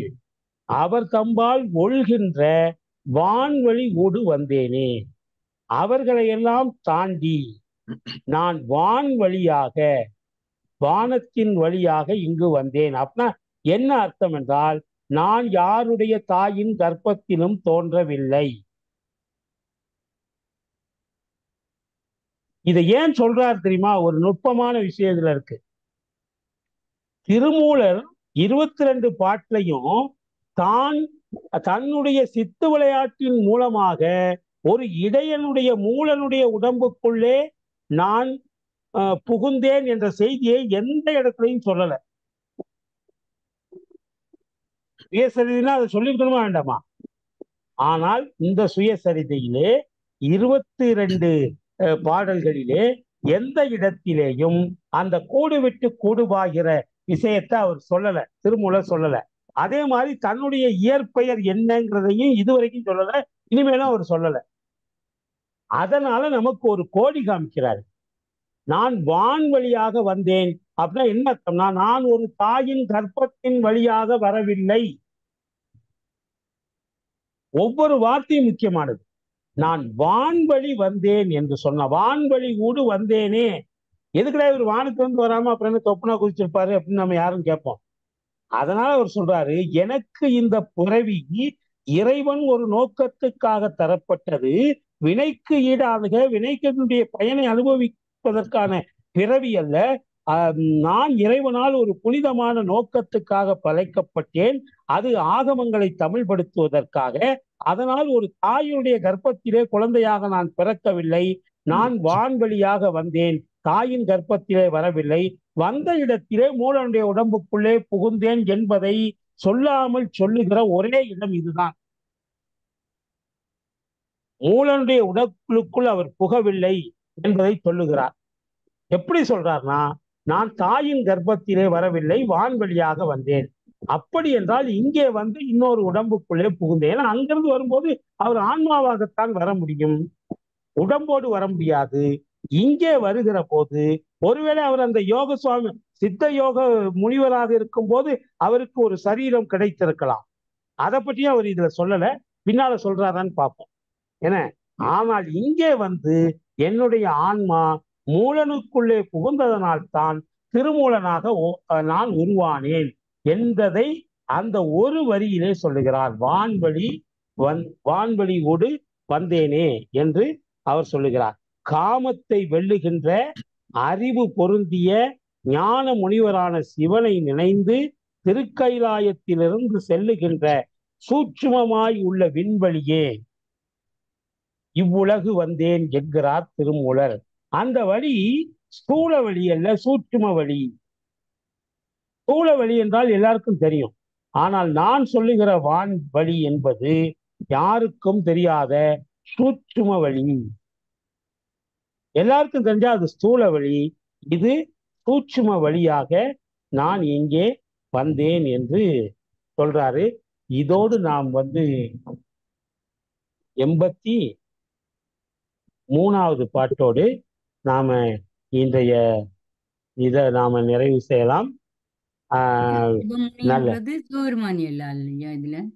ஐயா அம்மா அந்த செல்கின்ற வாரரு சிவமுனி சித்தீசன் என்றது சித்தசன் மன்மதன். சிவபெருமானியல்லோ இல்ல மன்மதன். சிவமுனி மன்மதனா? சித்தசன் என்றால் மன்மதன். ஓ, சித்தசன் சித்தத்திலே தோன்றிய மன்மதன். சரி, சிவமுனி யாரு? சிவமுனி அவர் அங்க சிவமுனியா இருந்தார். இந்த சிவமுனி இந்த சிவமுனி அவர் ஏற்கனவே அங்க சிவமுனியா தான் இருந்தாரு. சரி சரி சரி.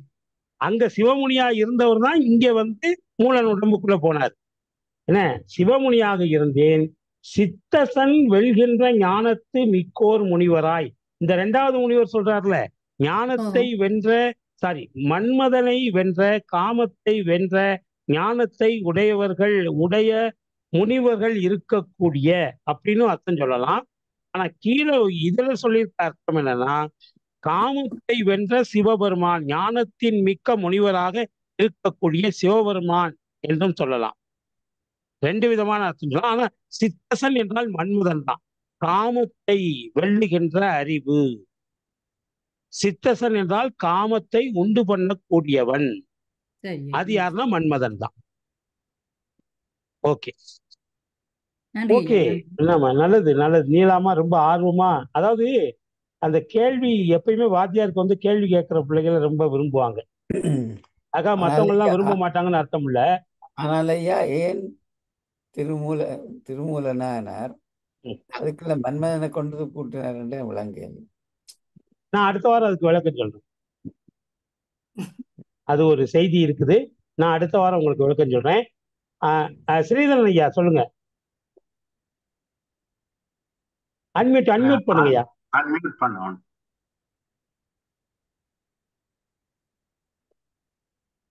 ஒவ்வொரு பாட்டிலையும் மெய் எழுத்துக்களை எடுத்து போட்டோம்னா ஒவ்வொரு வரிசையிலையும் 12 எழுத்துக்கள் இருக்குன்னு சொல்றார். அது சரியா? பெரும்பாலும் சரிதான். அதை நம்ம ஏன் சரியா கணிக்க முடியல அப்படின்னா, இந்த பாட பேதங்கள் வந்துருச்சு. இந்த ஒரிஜினல்ல இருந்து ஒவ்வொரு நூலும் வேறுபடுது. திருமந்திரத்துக்கு இன்னைக்கு ஒரு 300-400 பதிப்பு வந்திருக்குன்னா 300-400 பதிப்புலயுமே வித்தியாசம் இருக்கு. அப்படி நீங்க வித்தியாசம் இருக்கும் பதிப்புகள்ல எடுத்து பார்த்தீங்கன்னா அது சரியா வராது. இப்ப என்கிட்ட இருக்கிற பதிப்புலயே அது பெரும்பாலும் சரியா வருது, சில இடங்கள்ல சரியா வர மாட்டேங்குது. அப்ப அந்த பாடலை அதை திரும்ப வடிவமைத்தவர்கள் செஞ்ச பிழைகள் இருக்கு, அதனால அதை சரியா சொல்ல முடியல. ஆனாலும் நீங்க சொன்ன கருத்து ஆதி காலத்திலிருந்து சொல்லப்படுது. மெய்யெழுத்துக்களை எடுத்தால் அந்த 12 இதுதாங்கிறது நானே ஆரம்பத்துல முதல் கிளாஸ்ல சொல்லியிருக்கிறேன்.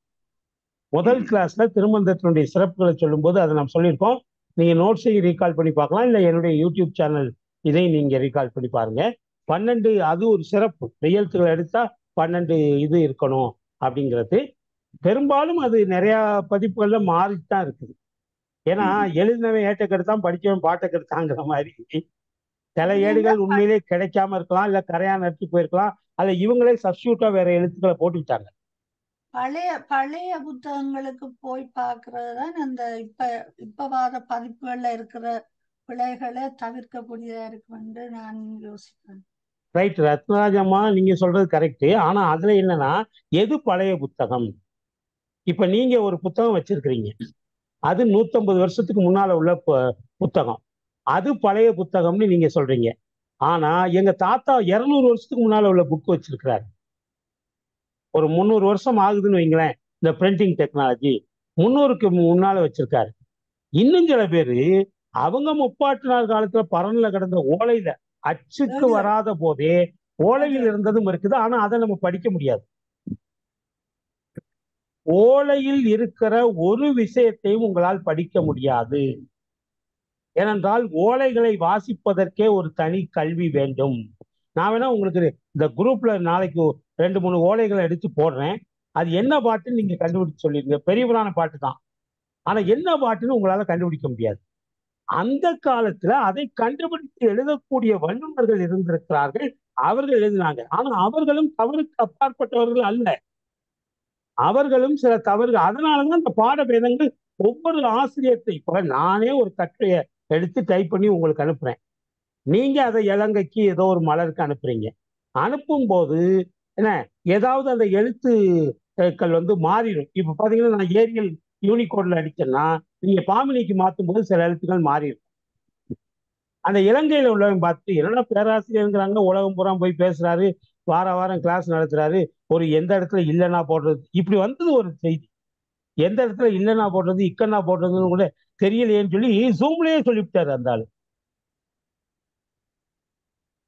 உங்களுக்கு தெரியும் அவரை, லலிசன் ஒருத்தர் யாழ்ப்பாணத்துல இருக்காரு, பேராசிரியர். நல்ல ஐயா தமிழ்ல நாங்க டைப் பண்ணிக்கி எல்லாம் சரியா டைப் பண்ணிட்டு போவோம், டெய்லி டக்குன்னு அந்த எழுத்து தானா மாறும். என்ன அப்படி நானும் பெரிய புராணத்தை பற்றி இலங்கையில ஒரு பத்திரிகைக்கு இது கொடுத்தேன். அந்த பத்திரிகை இதுல நிறைய எழுத்துக்கள் இந்த மாதிரி மாறிடுச்சு.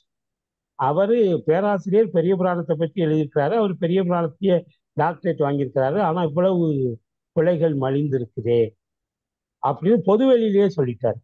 எனக்கு என்னடா நம்ம கரெக்டா தானே அனுப்பி இருக்கிறோம் அப்படின்னு. இப்ப நீங்களே வேர்டு ஃபைல் அனுப்புனீங்கன்னு வைங்க, ஒரு கட்டுரை 3/4 பக்கம், படம் ஒரு சின்ன பக்கம், அதுக்கப்புறம் 3/4 பக்கம், அப்புறம் படம்னு இருந்தா இந்த படம் 2வது பக்கத்துக்கு ஓடிடும். நான் அனுப்புனா கரெக்ட், நான் அனுப்புனதை திரும்ப பார்த்தா கரெக்டா இருக்கும். ஆனா உங்களுக்கு சேரும்போது பார்த்தா அந்த படங்கள், அந்த அலைன்மெண்ட் எல்லாம் பூரா மாறும். அதனாலதான் பிடிஎஃப் ஃபைலா அனுப்புவோம். பிடிஎஃப் ஒன்ஸ் நான் என்ன இங்க பாக்குறேனோ அதை அப்படியே பிடிஎஃபா மாத்தி அனுப்புனா அதே மாதிரி தான் உங்களுக்கு தெரியும். ஆனா என்ன சிக்கல்னா நீங்க கை வச்சு அதை திருத்த முடியாது, என்கிட்ட தான் திரும்ப அனுப்பி ஆகணும். அப்படி ஒரு சிக்கல் இருக்குது. ஓகே, அதனால ரொம்ப வர நிறைய கேள்விகள் வருது.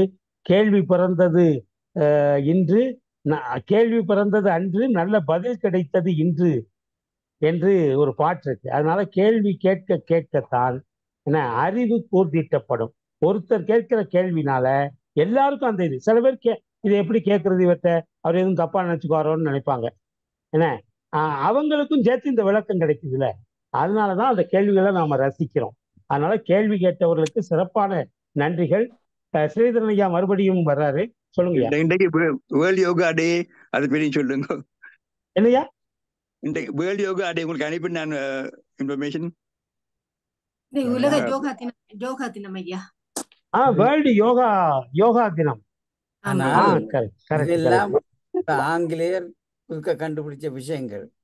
இன்றைக்கு ஒவ்வொரு நாளும் யோகா செய்யத்தானே வேணும். இல்லையா இல்லையா மோடி கேட்டுதான் கேட்டுதான் வந்தது. இல்லையா யோகமும் தியானமும் இந்தியாவில தான் தோன்றுச்சு. ஆனால் இந்தியர்களால் கடைபிடிக்கல. அதை வெளிநாட்டுக்காரங்க கரெக்டா ப்ராப்பரா யூஸ் பண்ணிக்கிட்டாங்க. நீங்க 8000 வருஷத்துக்கு முன்னால பிறந்த திருமூலரும் திருமந்திரத்துல வந்து யோகத்தையும் தியானத்தையும் பற்றி சொல்றாரு. அப்ப அமெரிக்காவெல்லாம் கடலுக்குள்ள இருந்தே வந்துட்டாரு. கொலம்பஸ் கண்டுபிடிக்கிற வரைக்கும் அமெரிக்கா இருந்ததே தெரியாது.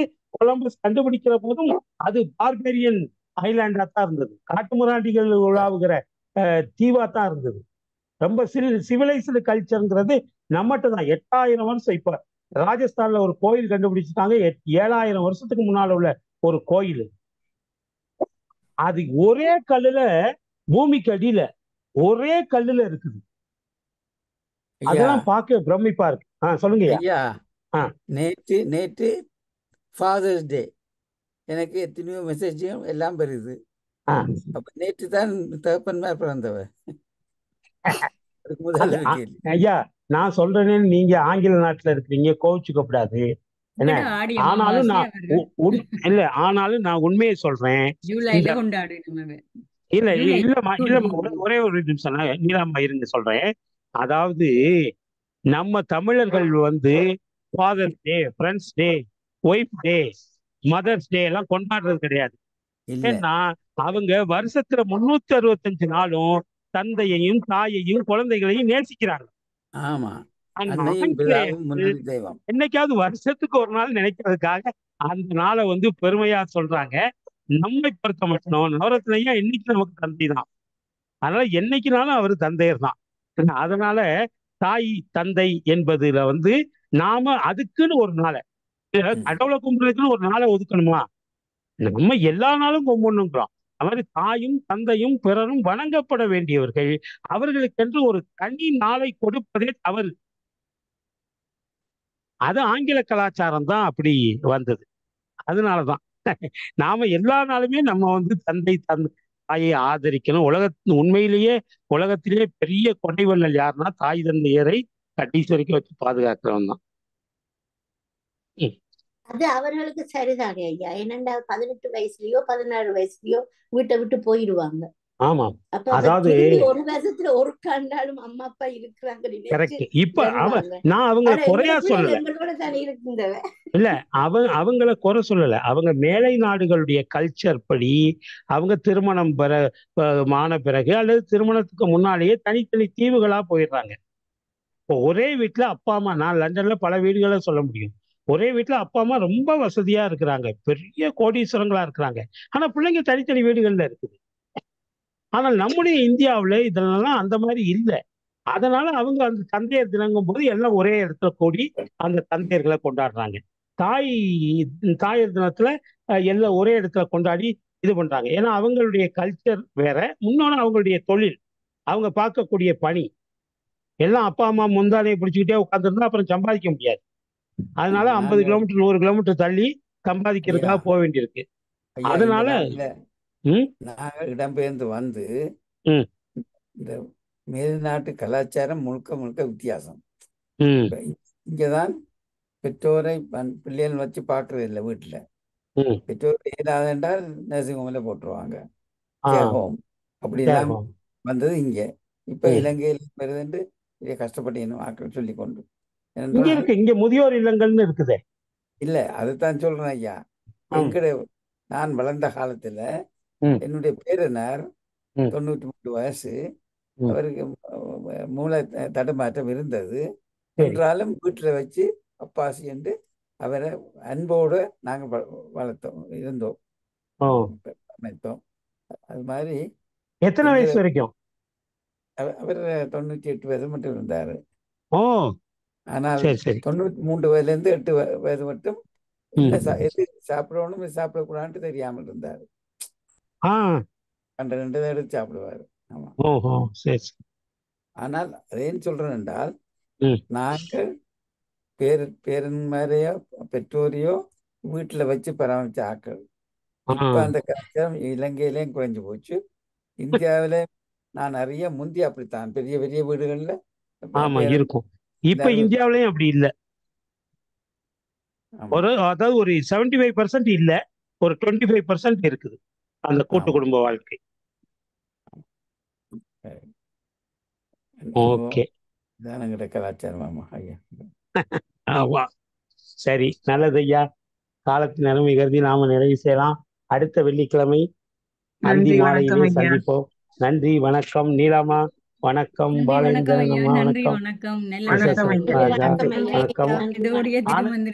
ஆனந்தி அம்மாவுக்கு டபுள் நன்றி. இந்த கேள்வியில கேட்கிறேன். நான் கொஞ்ச நாளா படிச்சுட்டு இருக்கிறேன். நான் இன்னும் விளக்கமின்மை எனக்கு இருக்கு. சொல்லுங்கம்மா. நன்றி. நீலாமா சொல்லுங்க. ஏதோ இல்ல திருமந்திரம் நான் கொஞ்சம் காலமா படிச்சுட்டு இருக்கிறேன். ஆனா இன்னும் விளக்கமின்மை இருக்குது. அனுபடியா தான் அந்த கேள்வியில கேட்கிறேன். அது என்ன தெரியுமாமா, ரொம்ப அவசரத்துல ஓடுனா முன்ன பின்ன தெரியாம போயிடும். அதனாலதான் நாம கொஞ்சம் நிதானமாவே போவோம். எவ்வளவு ஆண்டவன் நமக்கு வாய்ப்பு கொடுக்கறானோ அவ்வளவுக்கு கத்துக்குவோம் நம்ம. நன்றி ஐயா, நன்றி. அதாவது ஒன்ன படிச்சிட்டோம்னா இந்த கேள்விகளை கேட்கிறேன். மற்றவே ஐயோ, நானும் அதை வரவேற்கிறேன். உங்களால பல பேருக்கு அந்த தெளிவு கிடைக்குது. இன்னொன்னு வந்து நீங்க வந்து முழு ஒரு பாட்டை எடுத்து படிச்சிட்டோம்னா மறுபடியும் அந்த பாட்டு பக்கம் போகக்கூடாது. ரிவிஷனுக்கு போகலாம். ஆனால் முழுமையா அதை பத்தி தெரிஞ்சுக்கிட்டதுக்கு அப்புறம் தான் அடுத்த நகரணும். அதுக்கு நீங்க கேட்கிற கேள்விகள் உதவியா இருக்கு. நன்றி, நன்றி, நன்றி. அத இப்ப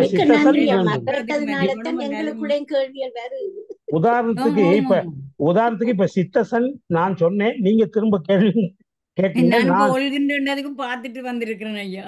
இல்ல சித்தசன் கருத்து புத்தகத்துல பாத்துட்டேன். இப்ப நீங்க எத்தனை வருஷம் ஆனாலும் நுணுக்கமான வான்வெளி என்னது ஒழுகின்ற இல்ல எத்தனை வருஷம் ஆனாலும் இந்த சித்தசன்னா யாருன்னு உங்களுக்கு மறக்குமா? இனிமே இல்ல இல்ல இல்ல, இங்க இருக்கிற யாருக்கும் மறக்காது. அதுதான் கல்வியினுடைய பயன். என்னத்தையோ 1.5 மணி நேரம் இருந்தோம், கேட்டோம், நல்ல கருத்துக்களை கேட்டோம். அதுக்கப்புறம் நாளைக்கு என்ன பேசினாருன்னா என்னவோ பேசினாரு ஆனா நல்லா இருந்தது அப்படின்னு சொல்லிட்டு போக கூடாது. அந்த பெரிய புராண வகுப்புல கிடைக்க எனக்கு அப்ப எனக்கு தெரியாது, எனக்கு தெரிய வர இல்லை. ஓ சரி, காலம் சில நேரம் தான் சில சேர்த்து வைக்குது உங்களுக்கு. நீங்க ஒன்றும் கவலைப்பட வேண்டாம். பெரிய புராணத்தினுடைய அத்தனை பதிவுகளும் 137 பதிவுகளும் யூடியூப்ல இருக்குது. நீங்க விரும்பினால் அவ்வப்போது ஒரு 4-5 பதிவா அனுப்பிட்டே இருக்கிறேன். ஃப்ரீயா இருக்கும்போது படிங்க. அதுதான் எனக்கு ஒரு பெரிய இவ்வளவு பெரிய உலகளாவிய சொந்தங்களை ஏற்படுத்தியது பெரிய புராணம். அது நான் மறக்க முடியாது. சரி, நல்லது. ராமநாதன் ஐயா, நவரத்னம் ஐயா, கனகசுந்தரம் ஐயா, யோகி அம்மாள், ஸ்ரீதரன் ஐயா, ஆனந்தி, குணநாகராஜன், பாலேந்திரன், அனைவருக்கும் நன்றி ஐயா. வணக்கம் வணக்கம் வணக்கம். சந்திப்போம், அடுத்த வாரம் சந்திப்போம். அனைவருக்கும் வணக்கம் ஐயா. வணக்கம் வணக்கம்.